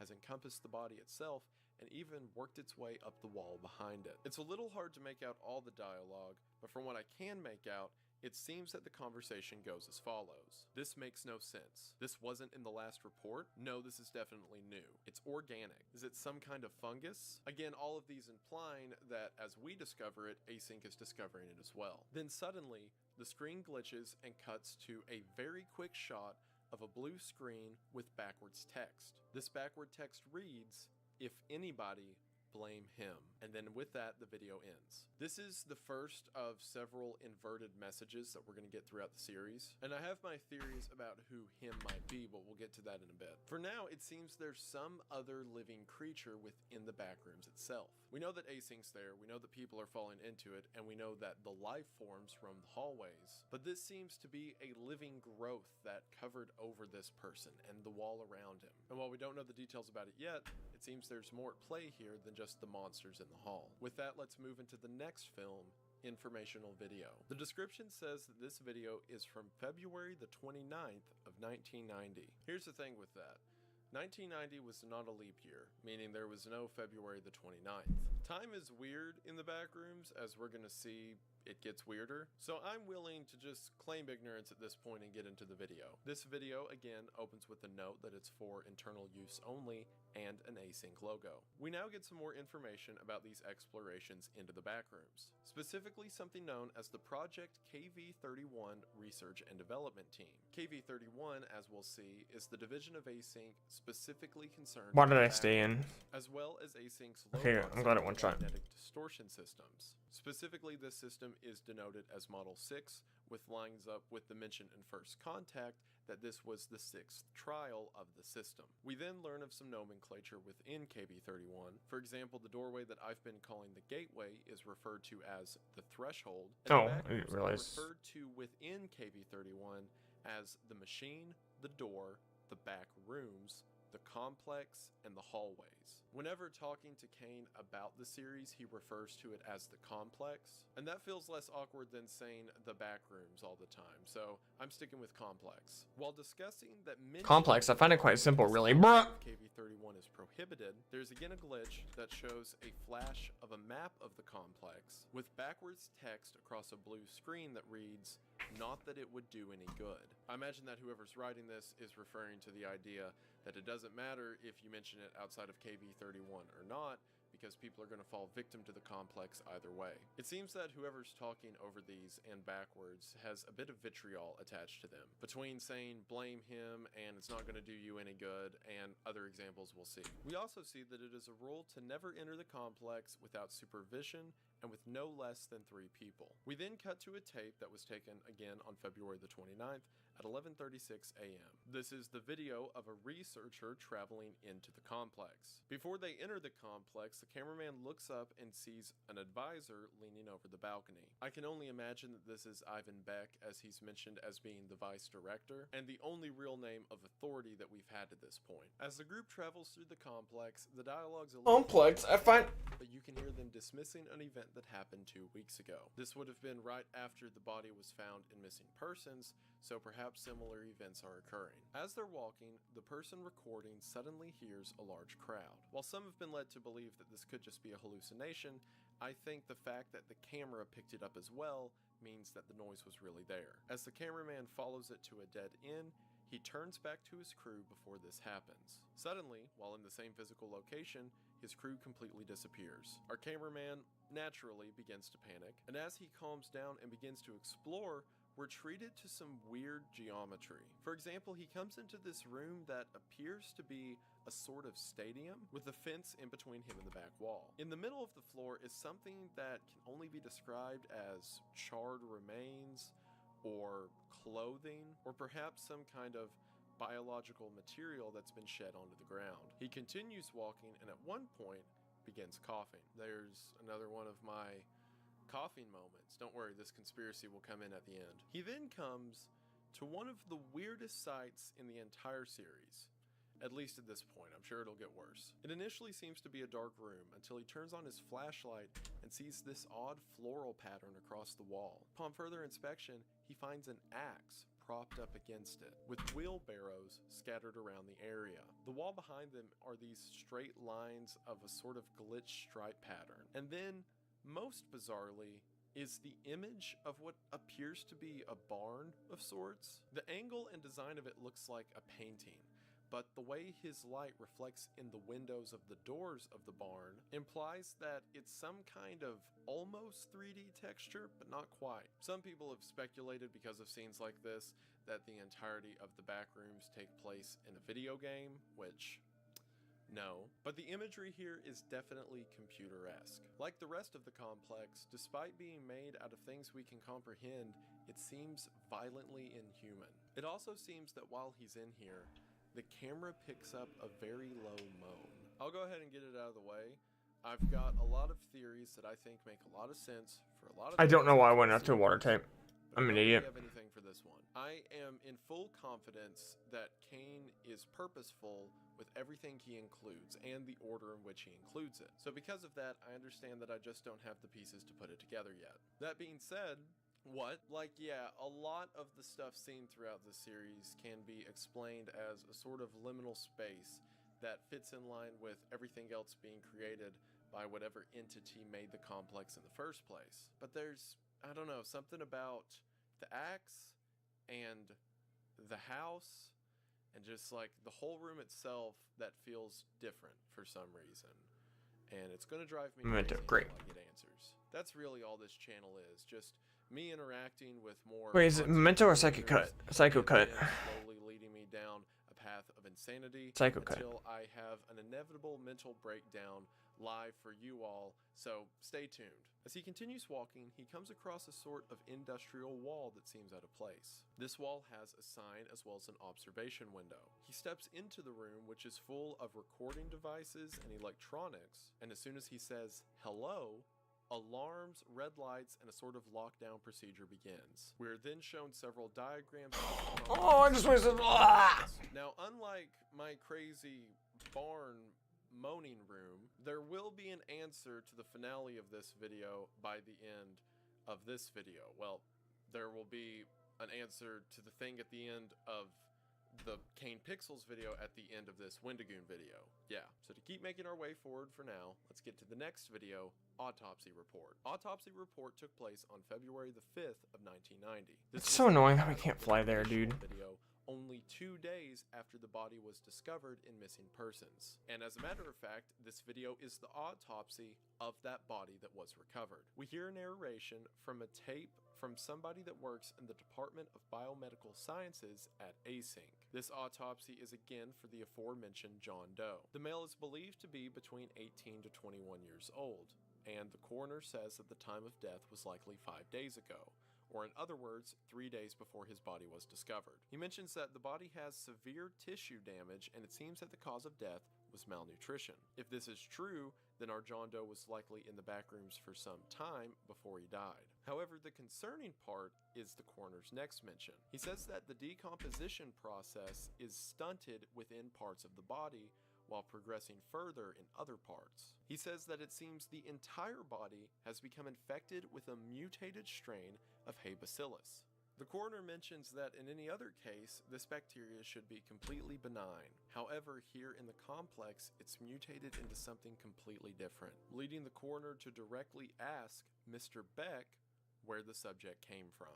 A couple things to note here. Again, aside 57 from the obvious, is there's a weird bacteria in the back room, along with the giant, lanky metal monster, because, you know, their day couldn't get any worse. It seems that Async is still figuring it out, or at the very least, the people working on the ground, like the researchers and coroner, aren't privy to what's going on. Furthermore, by looking at the body in autopsy report, whatever this mutated bacteria is incredibly violent. It seems to have covered the victim's entire body and made them into this sort of mold. Perhaps whatever this bacteria is very aggressive. Perhaps aggressive enough to infect the living and maybe, I don't know, make them cough? Huh? Don't worry, that's not where the theory's ending. It's not just the fact that the bacteria is making people sick. I'm gonna go full insane with it later. Just wait. At the end of the video, we see a television within the lab flipping through different clips of TV, videos of bacteria growing, and investigations of the complex. In the midst of these clips, if you pause it on a screen of text, while parts of the message are blocked off, the Snorlax encounter is a bears. Great. That this environment I'm just gonna run. safe, and that humanity shouldn't be here, and it's delusional to think otherwise. Whoever wrote this clearly thinks the complex shouldn't be messed with and disagrees with Async's goals, or at least the goal. Okay, encounter is a Hitmonlee. At the end of the television clips, that is we get a this visual of the threshold being PeepoClap, obviously overlaid with America testing the nuclear bomb. Literally an overlay of scientific arrogance of the past being recreated now. There's stuff like this throughout the entire series. I'm sure I missed a ton of it, and this is definitely a series that, even if you just want to hear an explanation of it, is definitely worth your time to watch, not only because it's cool and scary and all of that, but there is a lot there for people who take the time to look. With that, we move into our next video, Motion Detected. Motion Detected takes place on March the 5th of 1990. But you knew cut. 5 days after the events of Informational Video. As the video opens, we see the date again of March the 5th, along with an Async logo. We see that just beyond the threshold into the complex, Async is beginning construction of a sort of entryway, quite possibly a hub or observation post for future expeditions. We then see that in this area known as Division A, there have been 7 motion cameras set up. We're even given a diagram of how the cameras are laid out. So, do I absolutely need to get cut in order to get to Pewter? This is so I hate everything. Night of Monday, March the 5th. Most Oh, of so I don't have to go all the way back. It's so annoying. The audio sensor went off whenever the threshold was closed. I like the casual nature of it, that at the end of the workday, everyone takes off their hat, clocks out, and turns off the alternate reality. At 1:06 a.m., another noise is detected, this time a sort of metallic clamoring. At 2:13 a.m., another noise is detected as the microphone begins to glitch. And then the real horror happens at 3:53 a.m. In this moment, we can see something leaning around one of the posts out in the distance. The camera then zooms in to reveal this. To me, it looks like these are a pair of flailing legs kicking around in the air on top of this thing. Whatever this creature is, it's most likely the same creature, or at least one of the same kinds of creature seen in found footage. And while horrifically misplaced and again very uncanny, the detail of human legs is the most directly human thing I've seen out of it yet. This leads back into a theory I'll get to at the end of the video, but for now know that as they're beginning construction, things are not good. However, despite this, the people who venture into the back rooms in later videos, as well as general conversation around the complex, doesn't seem to mention this incident. Perhaps whoever was checking the logs for this, if anyone, didn't want everyone to find out. So with that pleasant thought in mind, let's take a step back and go to the next video, Prototype. Prototype is a shorter video that takes place on May the 10th of 1982. This is the earliest video within our timeline. It says that this video takes place in the Oak Ridge Laboratory. It says that this test was supervised by Philip R. Heyman, again a real individual from the federal government transported into this story. We see here an early prototype of what would eventually become the Threshold. In 1982, the group at Oak Ridge was using this magnetic device to attempt a sort of teleportation. We see a small marble in the middle of this device, and after the machine's activated, the marble's gone. While perhaps at the time, they thought that the machine was teleporting the item or even vaporizing. Of course you confuse me. What we know now, it was most likely getting thrown into the back rooms. So, if at least 9 years prior to whenever KV-31 began their expedition into the complex, how much stuff Did the government blast into the backrooms without knowing what they were doing? Perhaps some. I thought I was gonna say how much stuff can you stuff. With that out of the way, we then move into what is, in my opinion, the most terrifying episode of the series, Pitfalls. According to the description, the date of Pitfalls is May the 6th. I knew it was gonna do that too. Again, we see in the beginning an async logo, and this time we're told I just got 5 brain freaking played, dude. by a Marvin E. Lay. We see Marvin suiting up along with some other co-workers within a division of KV-31, as it seems they're about to travel into the complex. However, this time, after stepping into the complex, we see that a large observation deck has been fully completed just past the threshold. These are the first signs of async beginning construction within the complex itself. While walking, we hear the crew mention the concept of vertical expansion, perhaps meaning that they are literally going to begin expanding their operations into the other layers. Why do you have explosion? It's mentioned that this will take You're a place ghost after type. a tour that is happening Seriously? sometime between the 7th and 10th. We also see signs that routes have been more planned out, as instead of running the tether this whole way, they have placed. This is bad. I actually might lose. on the ground No, I to won't. let people know where to go. It's almost as if the further they get away from the threshold, the less attention is given to make everything seem normal. This is exemplified when, as they're traveling, they come across a series of giant pits in the floor. The pits themselves seem either very deep or have a sharp cutoff just below sight. I forgot.